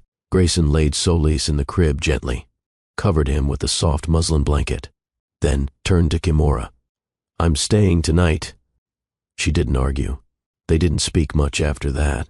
She made a bed for him on the couch. He didn't protest. She placed a water bottle beside it. He murmured thanks, then turned off the light. But sleep didn't come easily. She stared at the ceiling, heartbeats stubborn. At 2:14 a.m., she got up to check on Solis. Grayson was already there, sitting beside the crib, watching the rise and fall of his son's chest. He turned slightly. "You okay?" he whispered. She nodded. "You..." He hesitated, then said, "This is the most important thing I've ever done." She didn't know why, but that made her chest tighten. She sat on the floor beside him, both of them silent. Solis stirred once, then stilled. Kimura leaned her head against the wall. "I'm tired," she admitted. "I know." He turned toward her. "And I know I don't deserve trust overnight." She looked at him. "But I want to be the one who's still here in the morning." She didn't respond, not with words. She just laid her head gently on his shoulder. And for the first time since Solis was born, she slept. When she woke, the sun was bleeding into the room. Solis was still asleep. Grayson was gone from the floor. She sat up quickly, until she heard a soft sound from the kitchen. He was making tea, wearing the same hoodie, eyes tired but calm. He turned, saw her, and smiled. "Morning." She walked over slowly. "How's he?" "Cooler. Checked his temp an hour ago, down to 99.9. She released a long breath. "Thank you," she whispered. "I didn't do anything you couldn't have." "You did what I couldn't. Rest." He handed her a mug. "You're not alone anymore. Family watching this. Have you ever felt like carrying everything alone was safer, until someone finally showed up and proved you didn't have to? If you believe love is showing up, not just showing off, drop a love emoji in the comments. And don't forget to like, share, and subscribe to Love and Twilights for more stories that speak to your soul." The fever passed by morning. Solis woke with pink cheeks, a soft yawn, and a giggle that made Kimura melt. He reached immediately for Grayson. And Grayson, who hadn't even removed his hoodie, scooped him up without hesitation. Balancing him on one arm while flipping a pancake with the other, Kimura stood in the kitchen doorway, arms folded, watching the two of them like a scene she hadn't dared to dream. And for the first time in a long time, she didn't feel the need to prepare for loss. Grayson stayed the rest of the morning. He didn't rush to leave, didn't ask for an invitation, but when the time came, he reached for his boots by the door and said, "I'll give you some space." Kimura raised an eyebrow. "You don't have to disappear just because things are calm." He paused, then straightened. "I didn't know if calm meant go or stay quietly." She stepped closer. "Today, it means stay." He didn't smile wide, didn't react like a man who won something. He simply nodded. "Okay." Grayson dropped to the floor and let himself be climbed. Kimura laughed softly. "Hope you don't have anywhere to be," she said. "I'm exactly where I want to be," he replied. They spent the afternoon in the courtyard, under the tree that shaded the nursery window. Kimura spread a blanket. Solis rolled around like a small king in the sun. Grayson built a tower of rocks with him, celebrating each successful stack with a soft boom that made the baby squeal. Kimura watched with a smile tucked at the corner of her mouth, then closed her eyes, listened to the wind, the laughter, the steady beat of now. Later, as Solis napped in the sling across her chest, she turned to Grayson. "You're still fixing up the cabin?" He nodded. "Making progress. Got running water last night. Stove works. Roof only leaks in one corner now." "Charming," she said dryly. "Rustic," he corrected with a smirk. She hesitated, then asked, "Do you sleep well out there?" He shrugged. "Better than I deserve." Kimura tilted her head. "What if you didn't sleep there tonight?" Grayson stilled, his hands folded in his lap. "I didn't want to assume," he said. "I know," she replied, "but I'm asking, you want me to stay?" She nodded once. "Just the night, the couch, if that's what you're comfortable with." "And you?" "I'm not asking for forever," she said softly. "I just don't want to wake up alone with this ache in my chest when I know I don't have to anymore." He swallowed hard. "You're sure?" "I wouldn't say it if I wasn't." That night, after dinner, she pulled out fresh sheets and a blanket for the couch. He helped tuck them. They didn't talk much, just moved in sync. Solis fell asleep quickly, still recovering from the night before. Kimura stood at the crib for longer than usual, one hand resting on the frame. Grayson stayed by the door, not intruding. After a while, she turned. Their eyes met. And in that quiet, something shifted again. She walked past him into the living room, sat on the couch, and tapped the cushion beside her. He joined. Not too close, not too careful either. "I don't trust easily," she said. "I know. And this, us, there's no label. There doesn't need to be. But I need you to know something." He waited. She turned to face him fully. "I don't need help raising my son. I've done that. I'll keep doing that. But what I do need is to know that if I open this door, if I let you in, it's not just for solace." His brow furrowed slightly. "What do you mean?" "I mean," she said slowly, "don't just be the father. Be the man who stays when it's not convenient, when it's messy, when it's late and we're both tired and nobody says thank you. Be here, not just in the room, but in the life." Grayson took a breath, nodded once. "I'm not afraid of that anymore." She searched his face, and believed him. They sat in silence for a while. Then she reached for his hand, laced their fingers. Nothing more, nothing rushed. Just one gesture, one invitation, accepted. That night, he slept on the couch. And in the morning, he was still there, barefoot, hair tousled, holding Solis as the baby gnawed on a banana slice. Kimura stepped into the room, still in her robe, rubbing her eyes. Grayson looked up. "Morning." "Hey." She walked over, took Solis into her arms, kissed his cheek, then looked at Grayson and said, "You're still here." He smiled softly. "I told you, I'm not leaving." The evening air was soft. It carried that rare kind of warmth that felt earned, not forced. The kind that only comes after a storm has passed and everything has had time to breathe. Inside the suite, Solis was already asleep. Kimura had rocked him gently for longer than necessary, not because he needed it, but because she did. Because some nights, letting go too fast felt like a risk. Grayson was on the couch, one leg stretched, flipping through a children's book Solis had chewed the corner of. He looked up as Kimura stepped into the living room. No makeup, no performance, just her, in a soft linen wrap, curls falling over her shoulders, barefoot. He sat up straighter. "You okay?" he asked. She nodded once, then crossed the room. "Come with me," she said. He followed without a word. Through the hallway, into the bedroom. She turned and closed the door behind them. There was no rush, no tension, just the sound of her breathing. And his. She stepped forward, touched the hem of his t-shirt. He raised his arms, and she pulled it off slowly. His skin was warm, golden, under the low lamp glow. The tattoos on his ribs stretched like language only she knew how to read. He didn't move, didn't assume, just looked at her, present, patient. She stepped closer, placed both hands on his chest. "Last time," she whispered, "we didn't know each other. I know you now," he said. "And I'm choosing this, not because I need comfort, but because I want you." He exhaled, like her words released something he'd been carrying in his chest for years.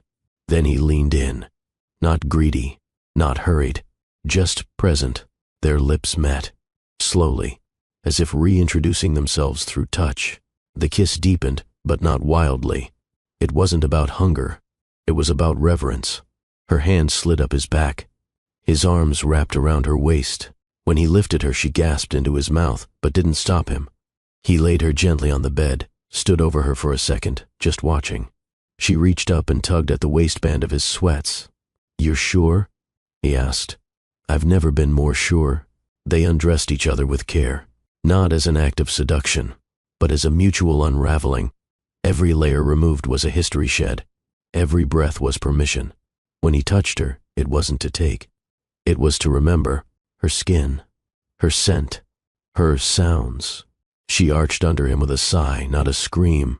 He kissed the inside of her wrist again, just like he had that night. But this time, she didn't flinch.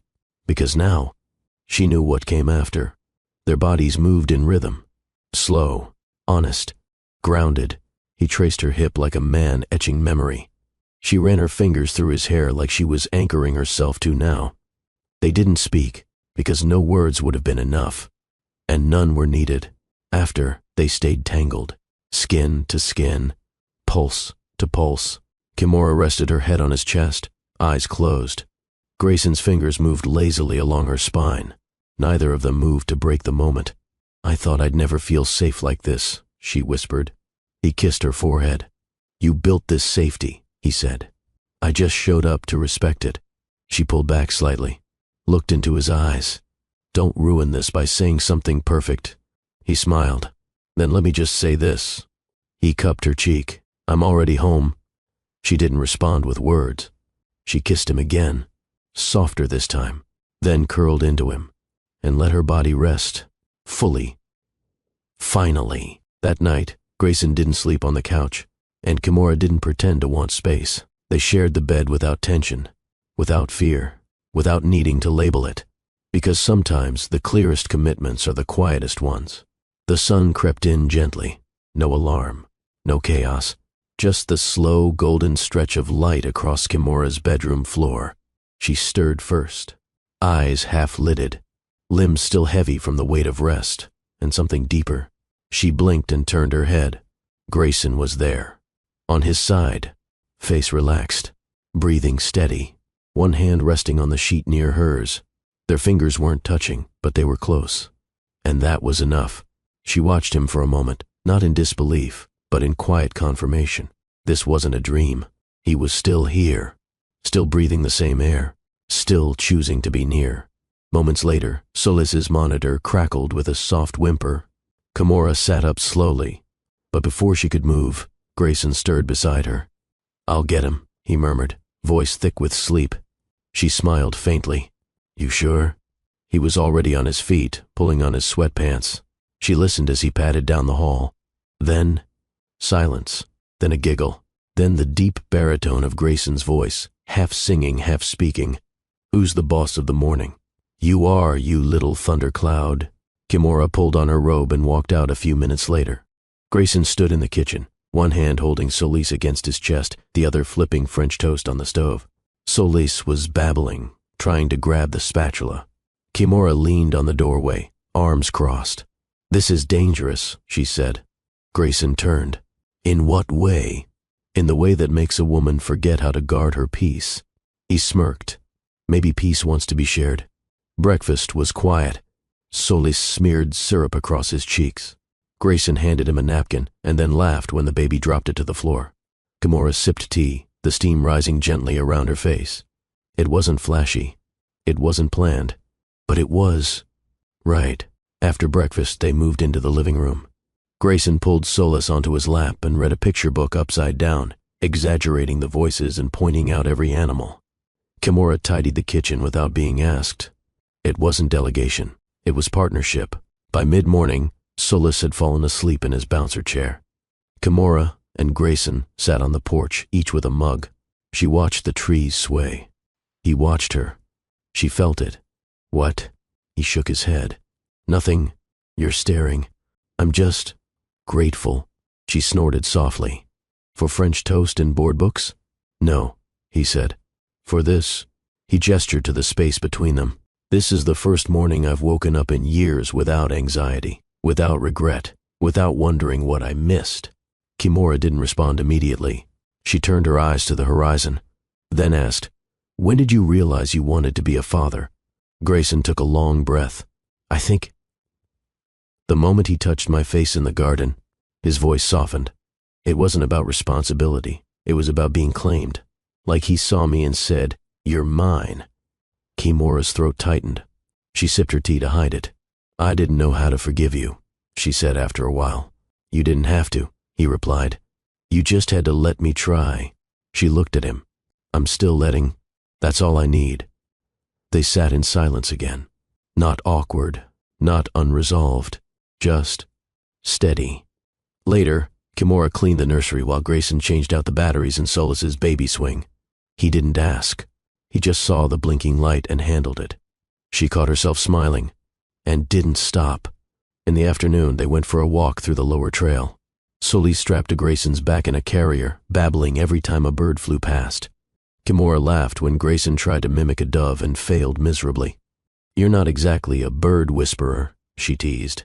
"I'm more of a baby whisperer now," he replied proudly. "You're something." At the end of the trail, they sat on a bench. Kimura stretched her legs out. Solace had fallen asleep again, forehead pressed to Grayson's neck. "I used to think love had to be intense to be real," she said. He turned to her. "And now I think the softest things are the hardest to fake." Grayson nodded. "This feels real." "It does." He didn't reach for her. She didn't lean in. They just sat there, under an open sky, between trees that had stood longer. Then their pain, letting the moment settle like dust after a long wind. When they returned, Kimura laid Solace down for his afternoon nap. Grayson started making tea. She walked into the kitchen, leaned against the fridge, and said softly, "Tonight, you don't have to sleep on the couch." He turned, brow raised slightly. "I can sleep wherever makes you feel safest." She stepped forward. "I think that might be next to me." He nodded slowly. "Then that's where I'll be." No celebration, no dramatic kiss, just the steady unfolding of something real, like morning light across new skin. The desert night was cooler than usual. Kimura stood by the window, watching the stars flicker faintly behind a thin veil of clouds. The suite was quiet. Grayson had just finished cleaning Solace's bottle in the kitchen, and the rhythmic clink of glass on ceramic had faded into soft silence. She hugged her arms around herself. Not because she was cold, but because for the first time in a long time, she felt everything. Behind her, Grayson stepped into the room. His shirt was off, low light casting soft shadows across his chest and shoulders. He didn't speak. He just waited. Kimura turned, her fingers curled loosely at her side. "I used to sleep in silence," she said quietly. Not just quiet, silence. The kind where even my own breath felt too loud. Grayson took a step closer, and now? She blinked. Now the sound of someone else breathing feels like proof that I'm not doing this alone anymore. He walked over, stood inches away. "I never wanted you to do it alone," he said, "but I know I made it happen." She looked up, her expression open but wary. "And what happens when the calm fades? When the work gets hard, when I pull back or shut down, because that's what I've taught myself to do?" "I don't leave," he replied simply. Her throat tightened. "You say that now?" "No," he said gently. "I say that because I finally know what I want to build. I used to run from permanence, but now I crave it." She stepped back, sat on the edge of the bed. He followed, but didn't touch her. Instead, he crouched in front of her, resting his hands on his knees. "I'm not asking you to believe in something blind," he said. "I'm asking you to watch how I stay. Watch how I choose this, even when it's not easy." Kimura searched his face. "What if I don't always know how to let you in?" "Then I'll wait on the porch," he said. "Every time. Until you open the door." Tears stung the corners of her eyes, not from sadness, but from the strange ache of finally being understood. She reached out, touched his jaw. "You're not perfect, Grayson. I know, and neither am I." He nodded. "But you and I," she whispered. "We were never supposed to be flawless. Just willing." He rose, pressed a kiss to her forehead and whispered, "Then let's be willing, every single day."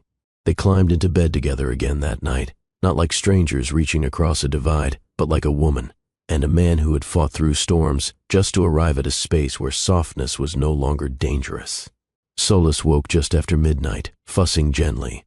Kimura started to sit up, but Grayson was already halfway out of bed. "I got him," he said. She smiled sleepily. "You don't have to. I get to." He cradled Solace back to sleep with quiet hums, pacing the room slowly, one hand rubbing the baby's back in long, rhythmic strokes. When he returned, Kimura was still awake, still watching. "I used to think," she murmured, "that if I let myself want a man too much, I'd lose myself in the process. And now I think I'd only lose myself if I chose a man who didn't see me, didn't hold me." Grayson slipped into bed beside her, one arm slipping under her shoulders. "I see you, Kimura." He kissed her temple. "And I hold you. Even when you're quiet, even when you don't ask." Morning came again, no drama, no declarations, just movement and rhythm. Grayson made breakfast. Kimura dressed Solace. They shared glances across the kitchen, laughed when Solace tossed his banana slice at the dog bowl. They weren't playing house, they were beginning one, brick by brick, not just in actions, but in presence. After breakfast, Kimura stepped outside to check on a delivery. When she returned, she found Grayson and Solis on the floor surrounded by blocks and stuffed animals. Solis pointed at a small framed photo on the table, one Kimura had taken on Solis's first birthday. "That's you," Grayson said to the baby. "And that's your mama." Then his voice lowered slightly. "And soon, we're going to take a new one. One where all of us are in it."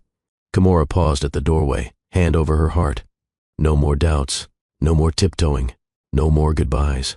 It started with a knock, not the kind that announced family, not the kind that belonged to neighbors.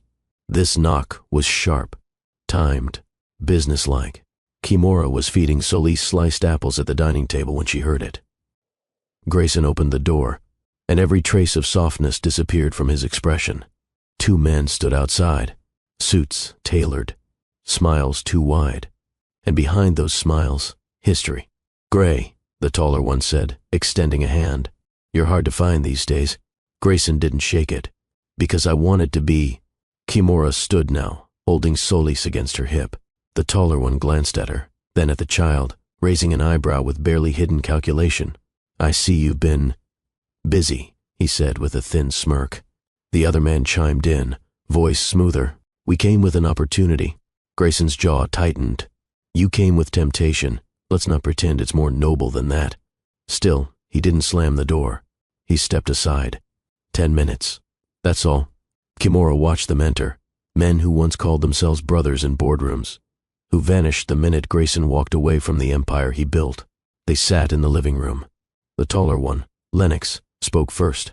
"We've acquired a new round of Series C funding, 8 figures, and our next move requires a face with your legacy, your integrity." Grayson didn't flinch.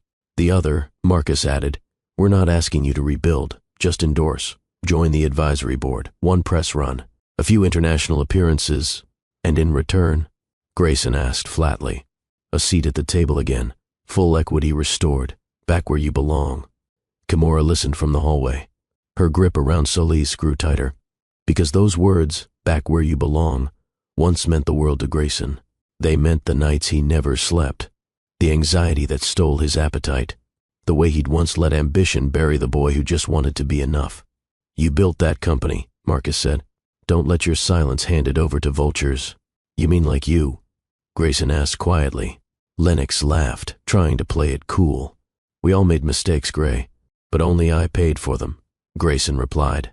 "And now that the stock's soaring again, you remember my name." Marcus leaned in. "We remember what you're worth. That's the difference." Silence followed. Then Grayson spoke. "Leave the paperwork. I'll consider it." Kimura's heart dropped. Later, as the door closed behind them, she watched Grayson stand still, back against the wood, eyes closed. He didn't look triumphant. He looked conflicted. "You told me you left all that behind," Kimura said softly. Grayson opened his eyes. "I did. Then why are they here? Why are you considering?" He stepped forward. "Because part of me still wonders if I walked away too early, if I gave up the throne instead of fighting to sit on it with integrity." She placed Solis gently in his crib, turned to face him. "And what would that throne cost this time, Grayson?" He didn't answer right away. And in that pause, Kimura felt something old, not mistrust, but memory, of all the times ambition came first, of all the times she waited for a man who only knew how to chase power. "I told you I wouldn't walk away again," Grayson finally said. "But maybe I can stand beside something that once broke me, and make it right." Kimura's voice was steady, but her hands trembled. "What if you don't come back the same?" "I will." "You can't promise that." Silence. "Then, you're afraid," he said gently. "I know what it costs," she replied. "Not just to you, to me, to Solis, to the quiet mornings, to the man who just started breathing again." Grayson sat on the edge of the couch, head in hands. "I'm afraid too," he whispered. She didn't move to comfort him. Instead, she sat across from him, letting the space between them hold the weight of every decision. "Is this about money?" she asked. "No." "Then what?" He looked up. "It's about legacy." She leaned in. "And what about us?" He blinked. That word landed harder than he expected. "Us." Kimura didn't say more. She just waited. Let him sit with it. Let him face what was really being asked of him. Night fell. Dinner was quiet. Solis babbled in his high chair. Grayson stared out the window, and Kimura waited. Later in the dark, as they lay beside each other, she whispered, "You don't have to be rich to be remembered. You just have to be present." He turned to her, eyes shining in the dim light. "I don't want to lose either." She touched his cheek. "Then don't chase the version of you that hurt to become. Stay the man we need you to be." He kissed her knuckles, and for the first time since the knock, his shoulders softened. It began with a silence, the kind that follows a question, unanswered, the kind that fills a room louder than thunder. Grayson stood by the window, scrolling through the proposal Lennox had left behind. Pages of terms, percentages, invitations masked as flattery. Kimura leaned against the doorframe, arms crossed, her eyes locked on his back. "You're still thinking about it," she said. He didn't look at her.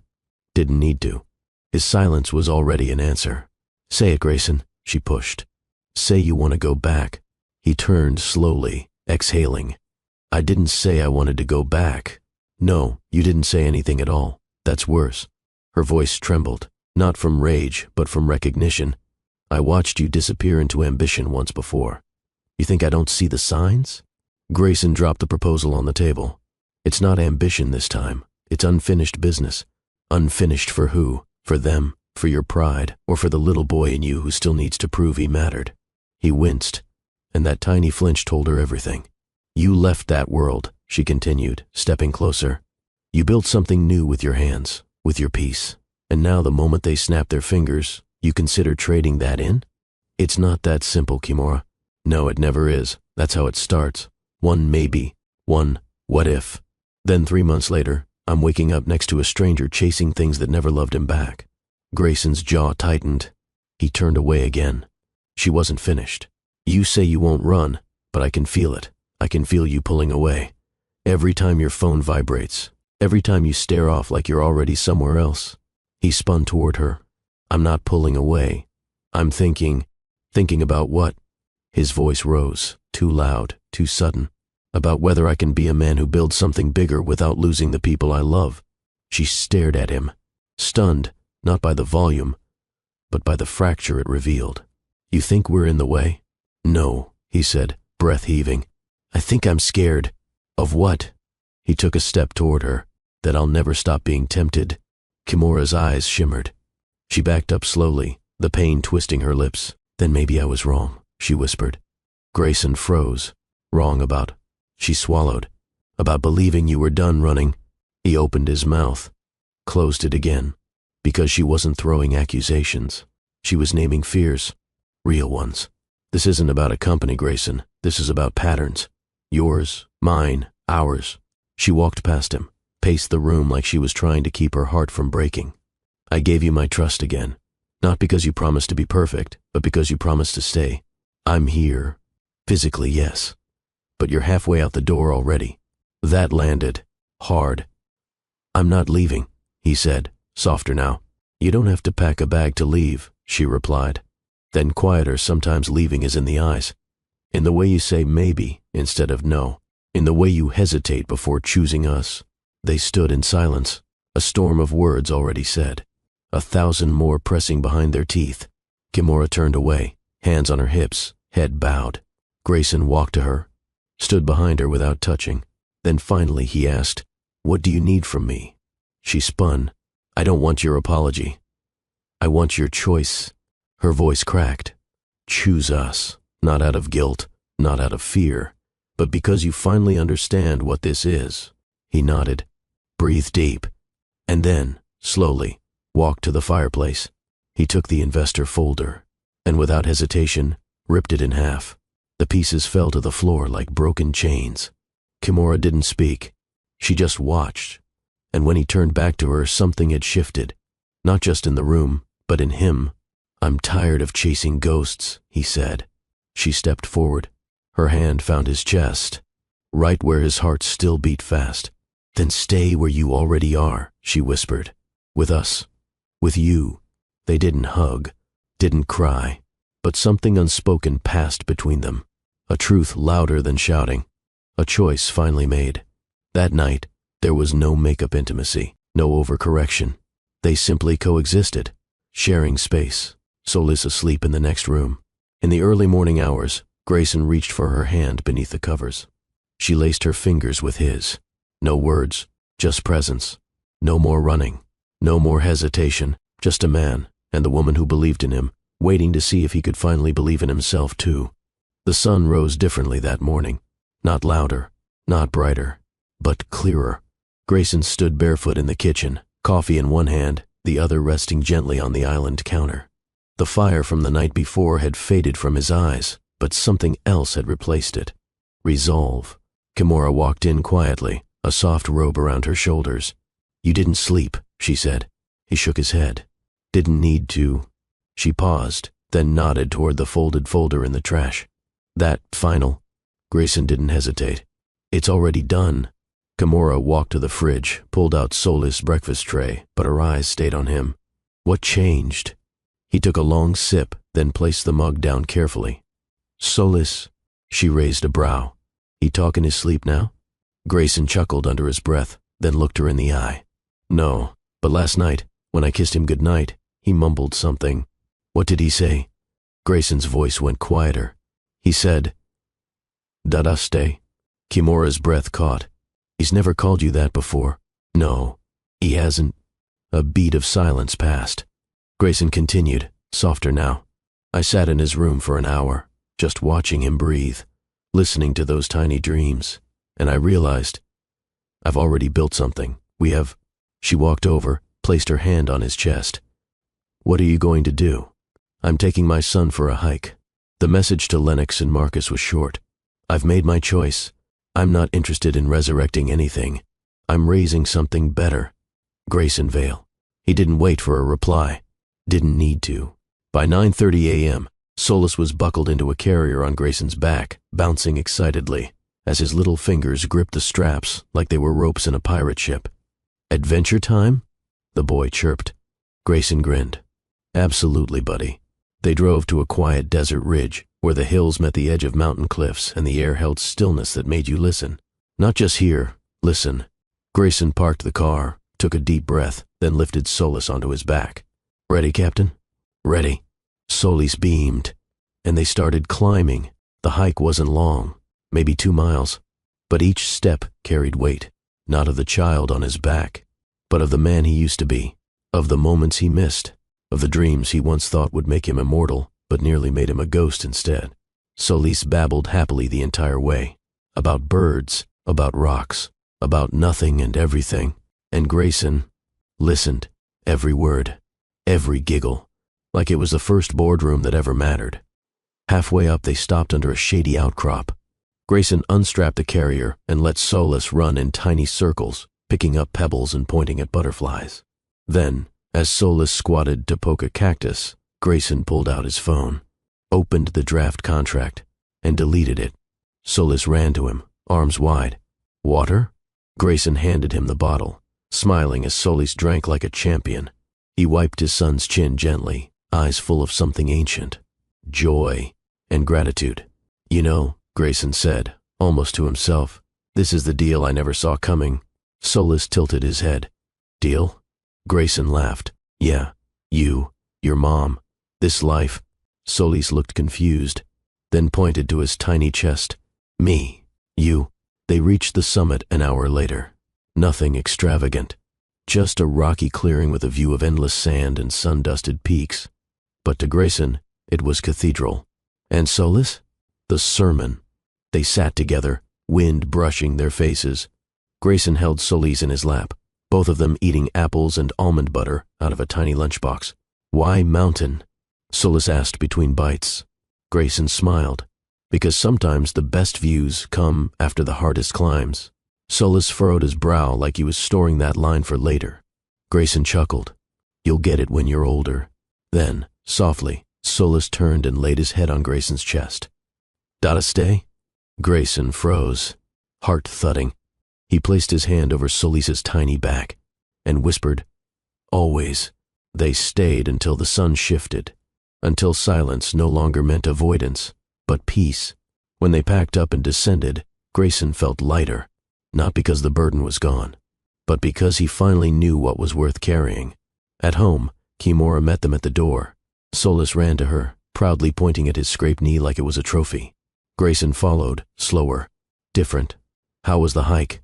she asked, brushing Solis's curls. Grayson leaned in, kissed her forehead. "Life-changing." She raised an eyebrow. He nodded. "I turned them down." She exhaled, not with relief, but recognition. "You mean it this time?" He held her gaze. "I already built something worth more." He turned toward Solis, now pretending to be a mountain lion on the carpet. "Every boardroom in the world could collapse, and it still wouldn't match the way he looks at me when I say his name." Kimura stepped forward, voice soft. "And when you say mine?" He took her hands. "That's the name that taught me how to come home." They stood there, a family, not perfect, but chosen. Not without scars, but with reasons to heal. Later that night, as Grayson tucked Solis into bed, he whispered, "No more running, little man. Not from you, not from her, not from who I am." Solis was already half asleep, thumb in mouth, comfort in his chest. But as Grayson turned to leave, the boy murmured, "Dada." "Big mountain?" Grayson grinned, nodding. "Biggest one yet." The courthouse didn't look like much from the outside. Just another beige building with flags fluttering in the wind and people going in and out like it was any other Tuesday. But to Grayson, it might as well have been a cathedral, because today he wasn't filing to own something. He was filing to belong. Kimura sat beside him on the bench outside the clerk's office.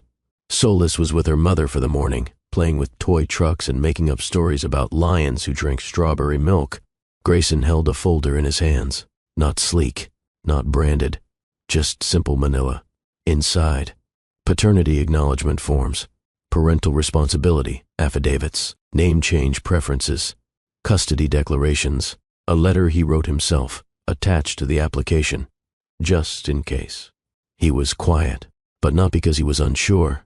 He was reverent, because this was a sacred thing, a vow without a priest.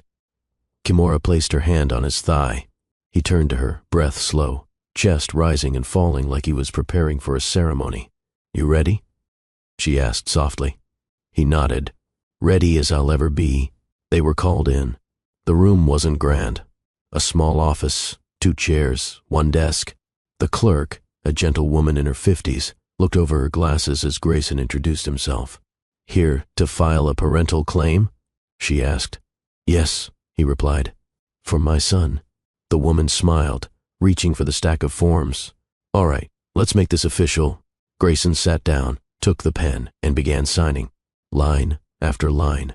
Full legal name, date of birth, relationship to child, desire for shared custody, acknowledgement of moral and financial responsibility, desire for birth certificate amendment to reflect father's name. Kimura watched him, watched the slight tremble in his fingers, watched the concentration in his brows, watched the way his hand moved like this wasn't just a form, it was a promise written in ink. He paused once, pen hovering. "Everything okay?" the clerk asked. He nodded. "Yeah, just realizing this might be the most important signature of my life." The clerk smiled again but said nothing. Some moments don't need commentary. They just need space. When he got to the bottom of the page, there was a section for remarks. Grayson surprised everyone by pulling out a folded sheet of paper. "I brought something," he said. "Can I attach it?" The clerk nodded. He handed her the letter. She scanned the top lines, then looked up. "You want to read it out loud?" He glanced at Kimura. She gave him a slight nod. So he stood, cleared his throat, and began. "To whom it may concern, I don't know if there's a standard for fatherhood, but I do know what absence feels like. I know what it's like to look into a mirror and wonder why the man who helped create you never looked back. I don't want my son to carry that question. I don't want him to measure his worth by someone else's departure. I want him to grow up knowing one truth, that from the moment I knew he was mine, I chose him, that I didn't run, that I didn't disappear, that I stood up and made it official, not because I had to, but because I get to. His name is Solis, and he is not just a part of me. He is me, only better." Grayson Vale. The room was silent. Not even the clock ticked loud enough to interrupt. Kimura's eyes glistened, but she didn't cry. She just stared at him like she was seeing the final version of a man she once hoped for. Grayson handed the paper to the clerk, who gently placed it inside the application file. Then she looked up. "You didn't have to attach this," she said kindly. "I know," he replied, "but I needed it on record." Kimura finally spoke. "And if he reads it one day?" Grayson turned to her. "Then he'll know I meant every word." They stepped out into the hallway, papers filed, receipts signed, hearing scheduled. Kimura leaned against the wall, arms crossed, quiet. He waited for her to speak. When she didn't, he gently asked, "What are you thinking?" She looked up at him, voice soft. "I used to dream about a day like this." "Courthouse dreams?" She smiled. "No.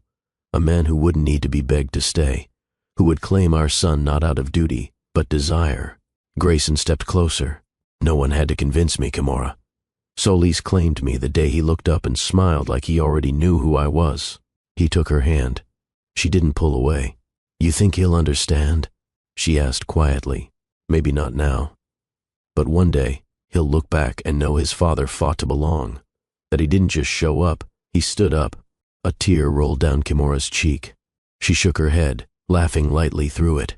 "You're gonna make me cry in a government building?" Grayson smirked. "Good. Let them all witness it. Love needs records, too." They walked outside, into the bright Beverly Hills sunlight. Grayson shielded his eyes. Kimura pulled her phone from her bag. A photo of Solis popped up on the lock screen, sticky-cheeked, gap-toothed, grinning. She turned it toward Grayson. "Let's go tell him his name is one step closer to having yours beside it." Grayson took the phone in his palm, stared at the picture, then at Kimura, and whispered, "Best deal I ever signed. Columns." It smelled of eucalyptus and something nostalgic, like warmth that had memory. Grayson stood outside for a moment, adjusting the collar of his linen shirt. The envelope in his hand creased slightly from how tightly he'd been holding it. The door creaked open before he could knock. "You're early," said the voice gently. Grayson turned. She was small, maybe in her 70s, but held herself like someone who delivered generations into the world and still had stories to tell. "You must be Grayson." He nodded, offering a hand. "Thank you for seeing me, Miss Idara." She smiled, waving his hand away. "I held your son before you did. We're family already. Come in." The living room was filled with light, books, photographs, tapestries of newborn footprints. On one wall hung a simple wooden frame, "Where life begins, love never ends." Grayson sat on the edge of a deep armchair, unsure whether to speak first. Idara poured hibiscus tea, handed him a cup, then settled opposite him. "You're nervous." "A little." "Good. Means your heart's working." He smiled faintly. "I never got the chance to thank you," he said. "You just did, by showing up." Grayson cleared his throat. "I wanted to hear about that night. From someone who was really there." Idara studied him. "You're ready for that?" "Yes." She leaned back, her eyes softening like she was stepping into a memory. "It was raining," she began. "Desert storms don't knock, they barge in. Your Kimura was already in early labor when she arrived, breathing fast but quiet, determined." Grayson swallowed hard. "She said she was alone," Idara continued. "Didn't give details, just kept whispering, 'He doesn't know. He doesn't know.'" Grayson closed his eyes for a second. "She meant me." Idara nodded. "She wouldn't let me call anyone. Said the child deserved to be born without expectation, just love." Grayson looked down at his cup. "Was she scared?" Idara's voice didn't falter. She was scared of silence, of giving birth to someone she'd have to explain too much to. But when the pain came, she bore it like fire. Grayson's eyes brimmed, but he didn't blink them away. Was he okay? Solis? Idara smiled. He came out with fists balled and eyes wide. Didn't cry at first.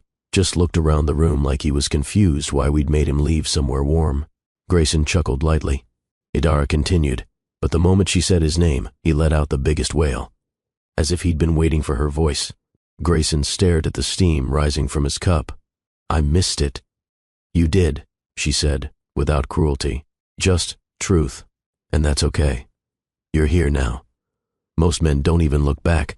There was a pause. Then Grayson reached into his coat and pulled out the envelope. "I brought something."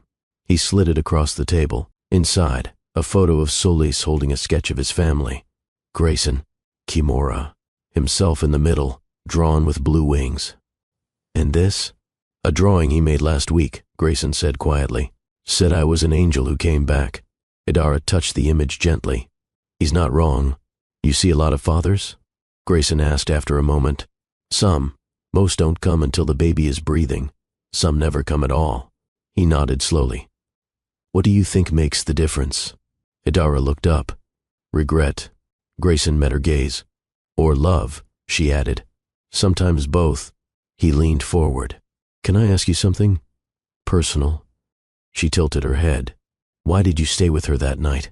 Most would have referred her to a hospital. I saw something in her eyes. Not just pain, purpose.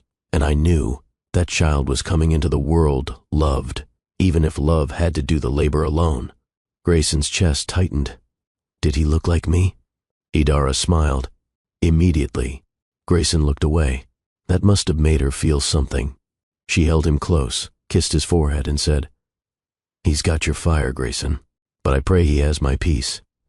Silence lingered, thick but sacred. Then Idara leaned over, placing her hand on his. She forgave you, you know, not in words, in labor. Grayson looked up, confused. She screamed your name once, not in anger, in longing. That's not resentment, that's still love. He stood slowly, emotions roiling beneath the surface. Thank you for sharing this with me. She stood too. Do something with it. He nodded. I already started. I filed the papers. Idara smiled warmly. Good man. As he reached the door, he turned back. Can I come back? Maybe with solace? She chuckled. I always keep almond cookies for firstborns. Grayson grinned. He's got a sweet tooth. He got that from you. Outside, the sky was overcast again. But Grayson felt the opposite. For the first time since Solus was born, he wasn't haunted. He was healed. Driving home, he called Kimura. She picked up instantly. Everything okay? Grayson spoke slowly. I met the woman who delivered our son. Heard what I missed. Silence. Then Kimura's voice, soft and steady. And? Grayson looked out the window, sun peeking through cloud. And I'm done punishing myself. I may not have been there when he took his first breath, but I'll be there for every breath after. Kimura didn't speak. He could hear her exhale. You're growing, Grayson. No, I'm returning. To the man I should have been. When he got home, Solis ran to him with wide arms and a popsicle-stained smile. Dada, look, I made a rocket. Grayson knelt down, scooping him up, holding him tightly. I missed your first launch, he whispered, but I'm here for every flight now. The mountain air was cooler this time. Quieter. Not because the storm had passed, but because something inside them had calmed. Kimura stepped out of the truck first, cradling a thermos of ginger tea. Grayson followed, his hand clasping hers with a steadiness that hadn't been there months ago. The retreat house stood just as it had before, wooden, weather-worn, and surrounded by silence. I haven't been back here since that night, Kimura whispered. Grayson nodded. Neither have I. Inside, the air carried a faint mix of cedar and memory. The room they'd once occupied, candles lit, laughter echoing, hearts vulnerable, felt like stepping into a photograph, one taken before life unraveled and found its way back together. Grayson set down the bag. Kimura wandered slowly toward the low table by the fireplace. She ran her fingers along its surface. Nothing's changed. You have, he said gently. She turned, eyes soft. So have you. They didn't rush. There was no need. Tonight wasn't about passion. It was about peace. Grayson reached into his coat and pulled out something folded, aged paper, corners curled, words written in haste and heartache. He offered it to her. You left this behind that morning. Kimura hesitated before accepting it. She unfolded it slowly. Her voice shook only slightly as she began to read. I don't know what this was. I don't know who I am when I'm around you, but I know it's the first time I felt something that didn't need fixing. She paused, looked up at him. Grayson's eyes didn't waver. She continued. I came here to escape failure, but all I found was a fire I didn't expect, one that didn't burn me, just reminded me I'm still alive. Her voice grew quieter, yet stronger. I'll probably never see you again, but if I do, tell me you felt it too. Silence fell. She folded the note, pressing it against her chest. I did, she said softly. I just didn't know how to name it. Grayson walked toward her. I was naming it without language, but I knew. She looked up at him. And now? I still don't have all the right words, he said, stepping closer. But I have one. He gently took her hand and placed it on his chest. Home. That's what it felt like. Even back then. Kimura blinked back tears. You were scared. So were you.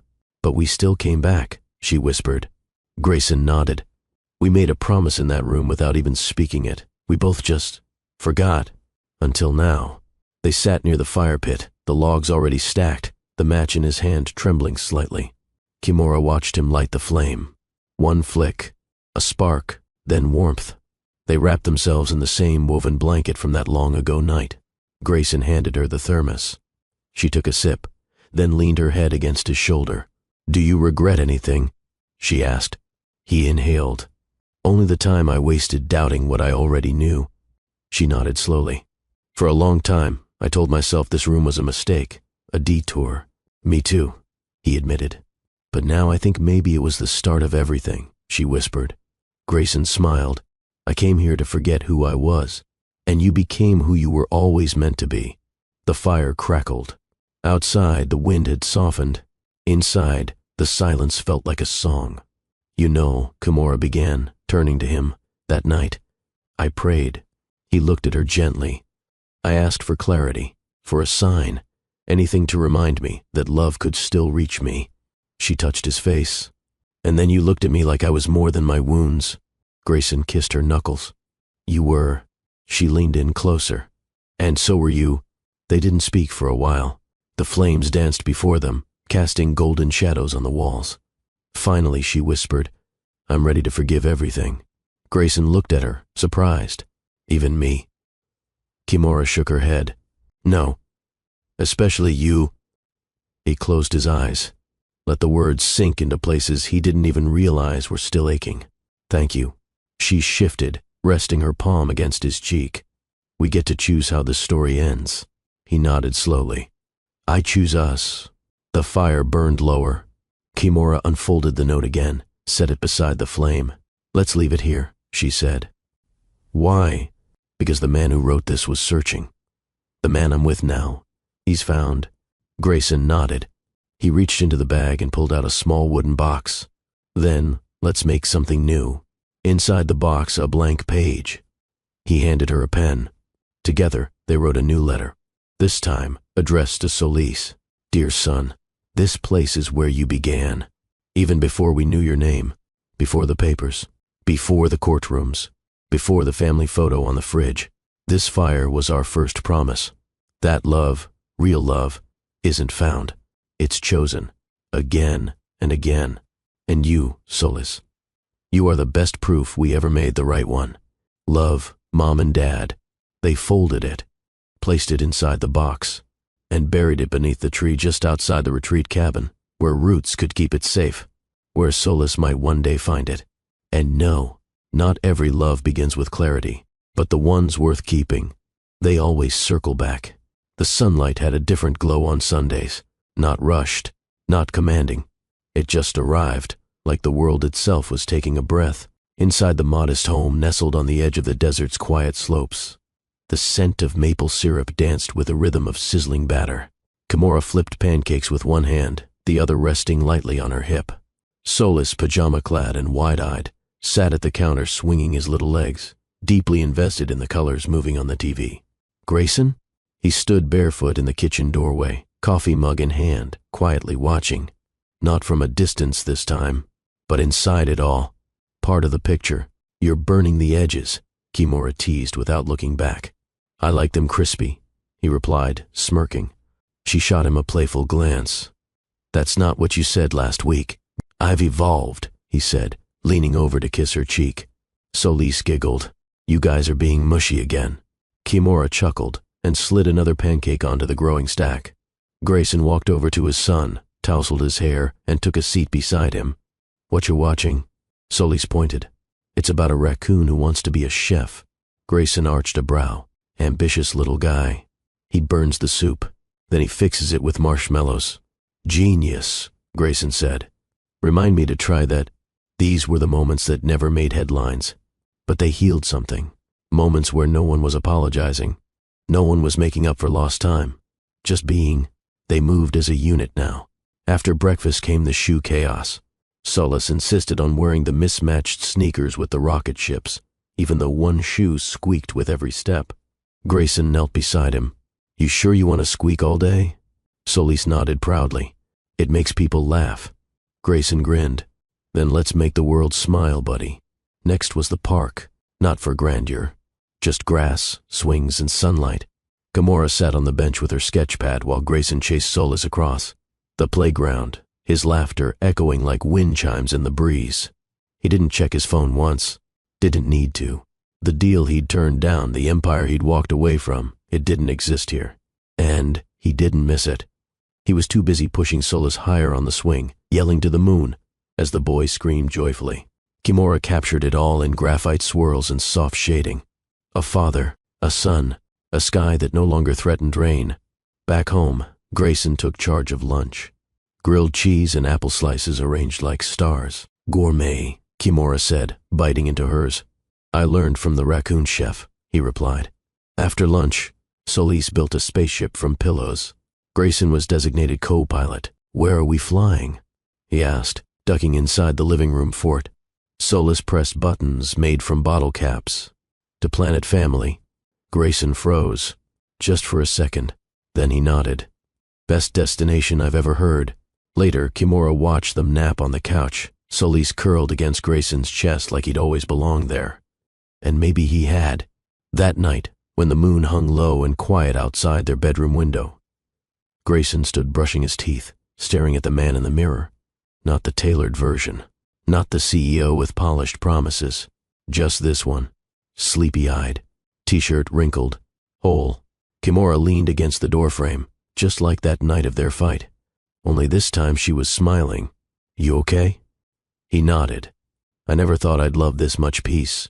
She walked over, wrapped her arms around his waist. "You built it." He turned. "No," he said. "We did." She leaned into his chest. "Do you miss the boardrooms?" He shook his head. "I never laughed in them like I do in this kitchen. Never looked forward to Monday like I do now." They stood there, holding each other, no titles between them. Just breath, skin, love that grew in silence. Before bed, Grayson tiptoed into Solis's room. The boy slept with one hand clutching a plastic astronaut. Grayson knelt by the bed, whispered into the dark, "I'll be here every Sunday, every Monday, every time you squeak your shoes or burn your marshmallow soup." He kissed his son's forehead. Then his voice dropped even lower. "You're my best decision." He walked out quietly, closing the door without a sound. And for the first time in his life, Grayson didn't wonder what came next. He just lived what was already here. Kimura used to dream of diamonds. Not the sparkle of wealth, but the symbolism. A moment when a man knelt, trembling with nerves, and asked to be chosen forever. The quiet gasp. The tears. The kiss that sealed a promise. She imagined it on balconies, in gardens, maybe even at sunset on a mountaintop. But none of those fantasies included laundry baskets, leftover stew, or the sound of a child giggling in the background while mismatched socks tumbled in the dryer. And yet, this was what she had now. And strangely, it felt like more. Grayson never proposed, not in the traditional sense. There was no velvet box, no orchestrated moment, no camera hidden in the flowers, just a series of quiet choices, steady hands, presence, like that morning he replaced the broken faucet without being asked, or when he stayed up late helping Solis build a papier-mâché volcano even though the project was due in 2 days and neither of them knew what they were doing, or when he reached for her hand at the grocery store as casually as if he'd done it for years. They were at the farmer's market one Saturday. Solis perched on Grayson's shoulders holding a tiny basket of cherry tomatoes when an old woman selling handmade candles smiled at them and asked, "How long have you two been married?" Kimura opened her mouth to answer, then stopped. Grayson just chuckled, long enough to know when to buy the lavender one without asking. The woman laughed. Kimura didn't, not because it wasn't funny, but because in that instant, she felt something click. That evening, while folding Solis's clothes, she glanced toward the man in the kitchen. Grayson was dancing, badly, off-beat, barefoot, stirring pasta with one hand while the other waved dramatically. in the air as a Sinatra song played from the old speaker on the windowsill. He didn't know she was watching.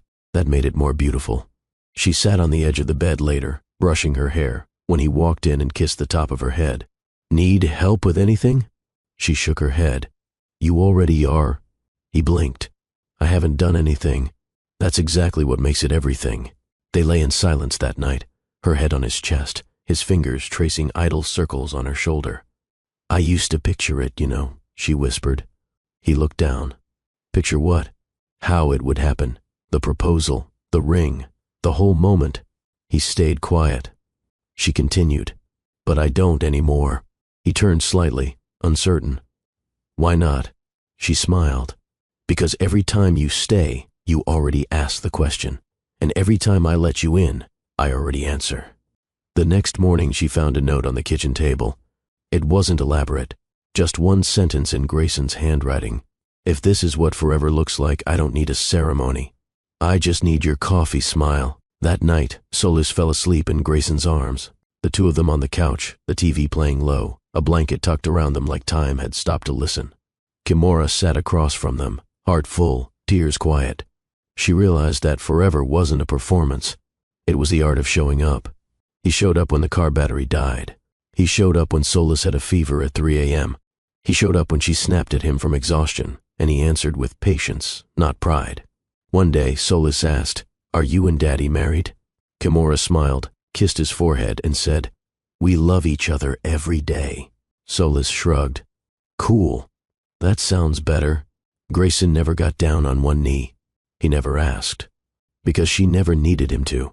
He answered in the way he stayed, in the way he laughed at her jokes, in the way he made the bed on her tired days, in the way he whispered her name, not like it was an obligation, but like it was a psalm. One Sunday they were walking hand in hand through a dusty trail behind the house. The wind was soft, the earth warm beneath their feet. Solis ran ahead, pretending to be a superhero. Grayson stopped, looked at her. No preamble, no performance. "I'd choose this every time," he said. She met his gaze. "I know. She never wore a ring, but every morning he tied her robe for her while she brushed her teeth. That felt more permanent. She never had a bridal bouquet, but every Friday he brought home wildflowers from Solis's school garden, tied with a rubber band and hope. That felt more real. One night they stood in front of the bathroom mirror brushing their teeth side by side. Solis was already asleep. Kimura looked at their reflection. "You really never planned to propose?" Grayson rinsed, then turned to her. "Honest. I wanted to." She tilted her head. "What stopped you?" He shrugged. "You look too happy already. Didn't want to mess it up." She burst into laughter. And then silence. And then a soft kiss pressed to his jaw. "I don't need you to ask," she said. "I just need you to stay." He looked her in the eye. "I'm not going anywhere." And that was it. No ceremony, no announcement, no spotlight. Just soft Sundays, tiny shoes by the door, a son whose world was safe, a woman who no longer needed a ring to know she was chosen, and a man who built home by waking up every day and staying. Sunday evening settled over the house with its familiar hush. Dinner had been cleared. Pajamas had replaced play clothes. The desert wind tapped softly on the windows like an old friend checking in. Grayson had just stepped out to take a call on the back patio. Kimura was curled up on the couch, half lost in a book but more in her thoughts. Solis padded quietly down the hallway in his little rocket pajamas, holding one of Grayson's leather-bound journals.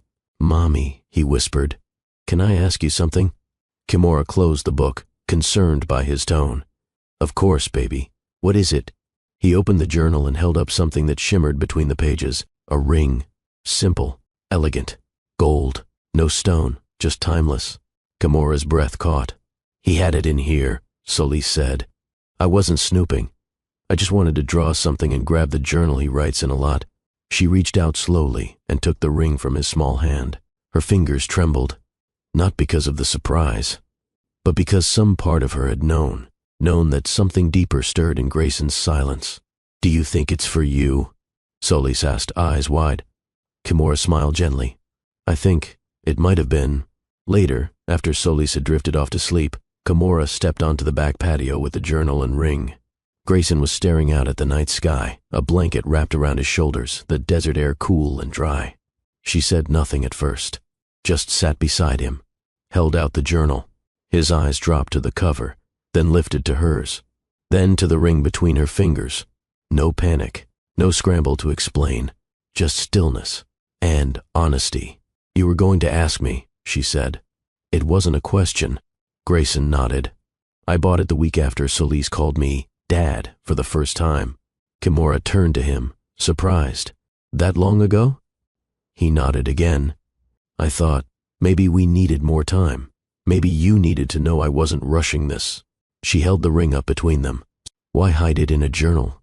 He smiled faintly. "I didn't want it to be a deadline. I wanted it to be a promise waiting, not pressure." She studied his face in the moonlight. He wasn't avoiding. He was hoping. "I used to think I needed a grand moment," he said, "but every time I looked at you in the morning brushing your hair or pouring cereal for Solis, it felt like I was already living it." Kimura exhaled slowly, pressing the ring into his palm. "You waited for the perfect moment." He looked down. "Or maybe I waited too long." She shook her head. "No, you waited until I stopped needing a proposal to feel chosen." The air grew softer around them. Stars blinked like silent witnesses above. Grayson placed the ring beside them on the patio table, then pulled the blanket open and offered half to her. She slid under it, nestling beside him, her cheek on his shoulder. They sat like that, quiet, close, certain. Then Kimura whispered, "You never got to say the words."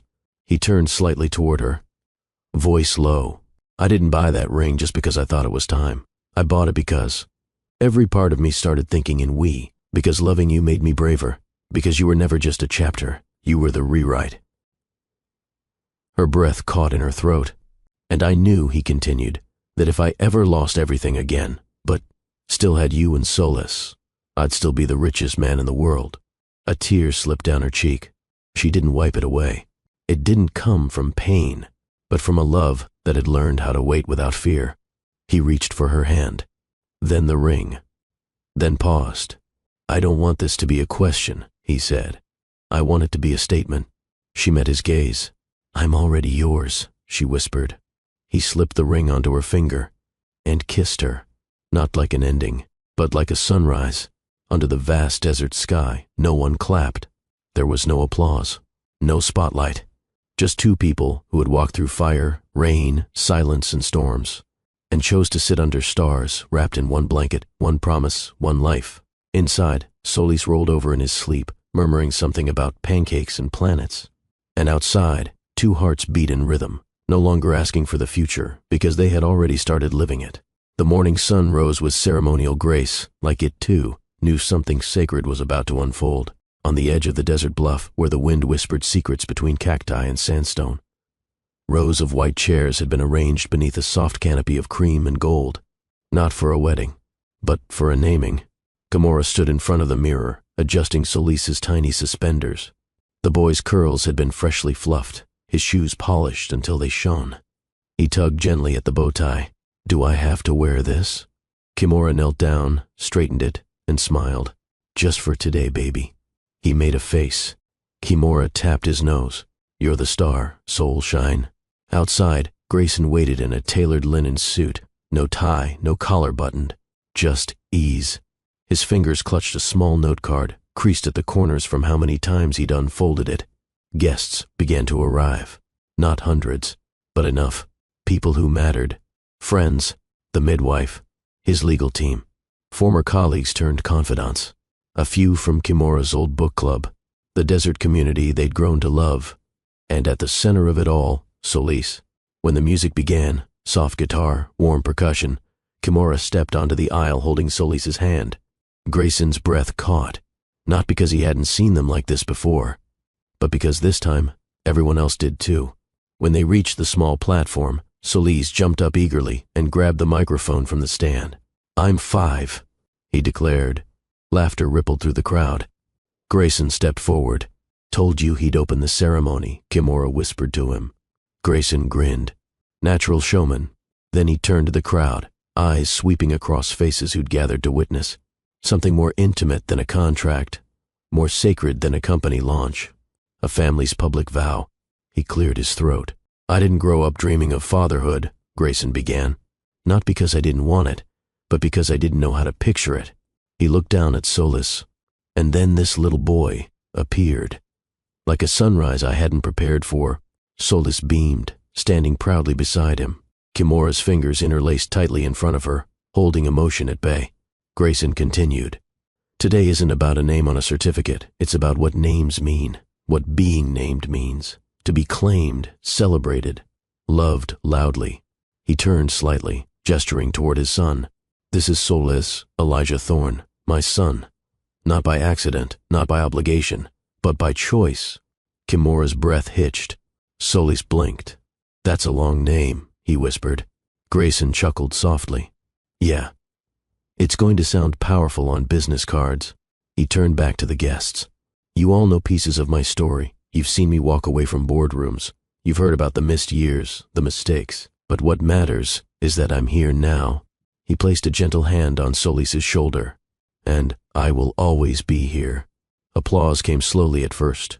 Quiet, reverent, then fuller, warmer. A woman from the community stepped forward with a handmade pendant, gifting it to Solis. Another brought a woven cloth with traditional embroidery, symbols for endurance, new beginnings, and protection. Kimora was given a bouquet with lavender and desert rose. Strength, the woman explained, and softness. She thanked her, blinking away tears. Then came the moment Grayson hadn't told anyone about. He reached for a small easel draped in canvas, pulled it off slowly, revealing a large framed certificate, not legal but symbolic. It bore Solis's name in calligraphy, alongside two handprints, Grayson's in deep bronze, Solis's in golden yellow. Beneath them, a quote, chosen in love, named in legacy. He turned to Solis. Want to make it official? Solis nodded enthusiastically. Together they pressed Kimora's hand onto a small tray of clay, then gently added it to the bottom corner of the frame. 3 prints, 1 family. Later, as music swelled and guests enjoyed refreshments under canopy shade, Solis ran between legs, and flower arrangements with cake on his cheeks and a crown made from string and paper stars. Grayson leaned against a pillar, watching.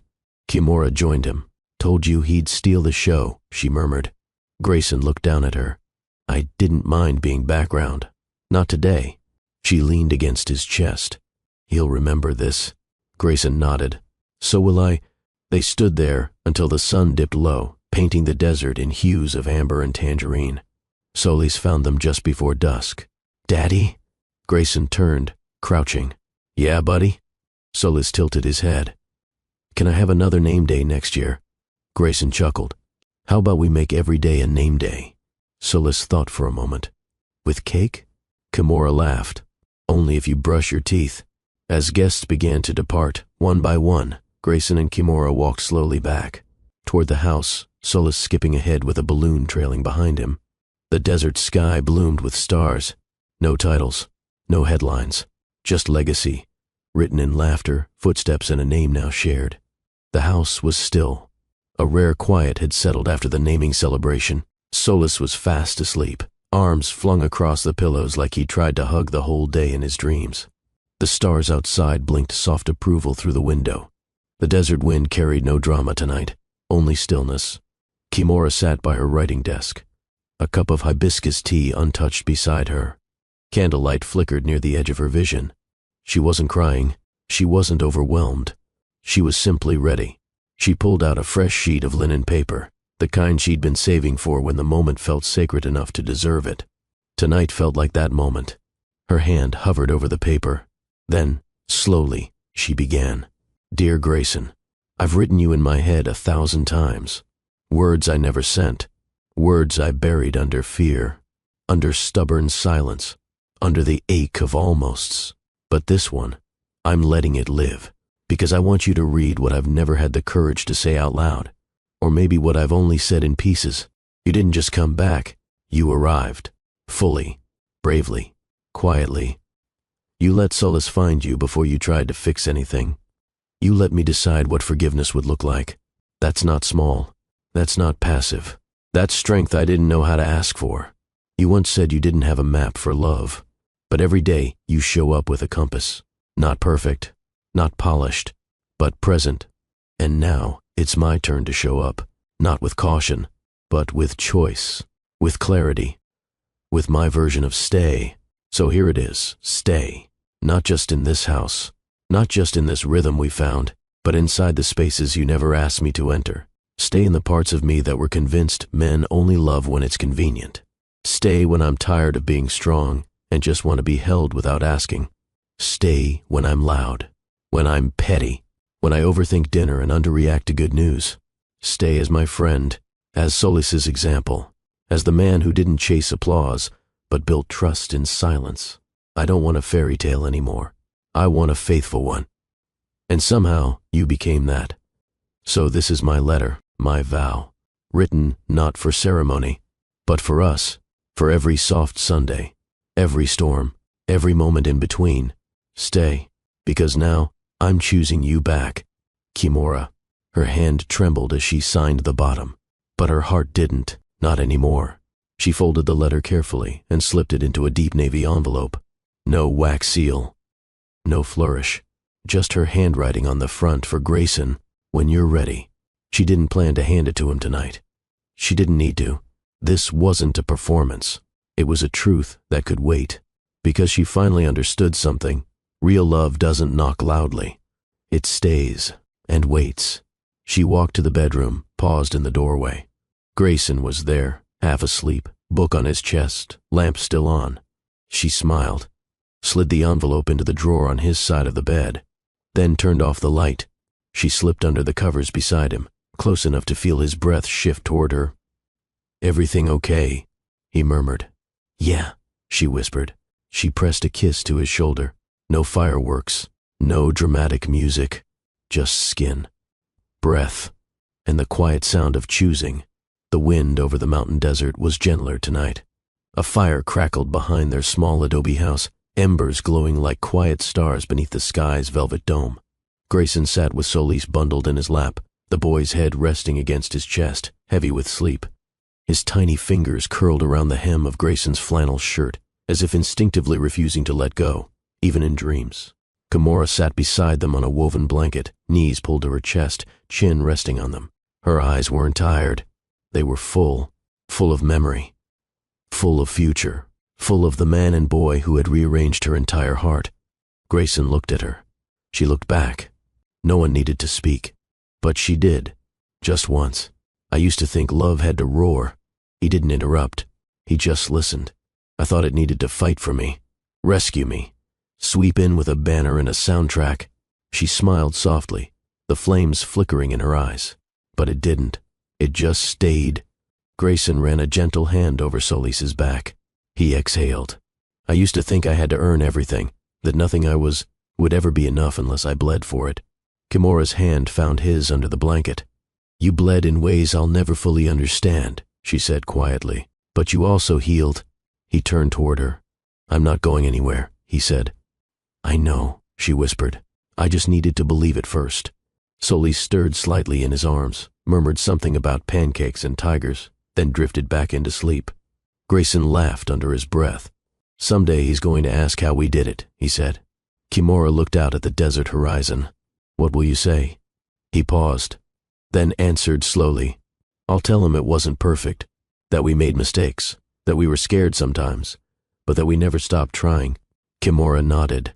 "And that we chose each other, even when it wasn't easy." He glanced at her again. "I'll tell him we didn't just fall in love, we built it, day by day." The fire crackled louder for a moment, as if agreeing. Then it softened again. Kimura looked down at Solis. "Do you ever think about what would have happened if the storm hadn't come that night?" Grayson grinned. "All the time. And I'd probably still be a ghost of myself, floating through cities, mistaking success for meaning." He looked at her, steady, grateful. "That storm didn't wreck me, it woke me up." She leaned her head against his shoulder. Solis between them. The fire before them. A future unfolding, quiet, unforced, beautiful. There was no final confession, no grand climax, just breath, hands, hearts choosing again and again and again. A quiet fell over them, heavy with comfort. Kimura whispered one last thought. "So this is the final answer, isn't it? Grayson looked down at her. At last, dear listener, if your heart made it to this fire with us, then you know, sometimes love doesn't come crashing in with perfect timing or polished intentions. Sometimes it shows up after the mistakes, after the silence, after the storm, and still, it chooses to stay. This story was never just about a man and a woman finding each other again. It was about a little boy named Solus, who needed a father. It was about a woman who didn't need saving, but deserved staying. And a man who thought he had to prove his worth, until love taught him to simply be. Now it's your turn, family. If this story touched something in you, if you believe love isn't a moment, but a choice made again and again, if you've ever hoped for a second chance, even in silence, tell us where you're watching from. Comment, love stays if you believe real love holds on without demanding applause. Like this video, subscribe to join our growing family. Share this story with someone who needs hope tonight. Because here on Love and Twilights, we don't just tell stories, we build healing, one tale at a time.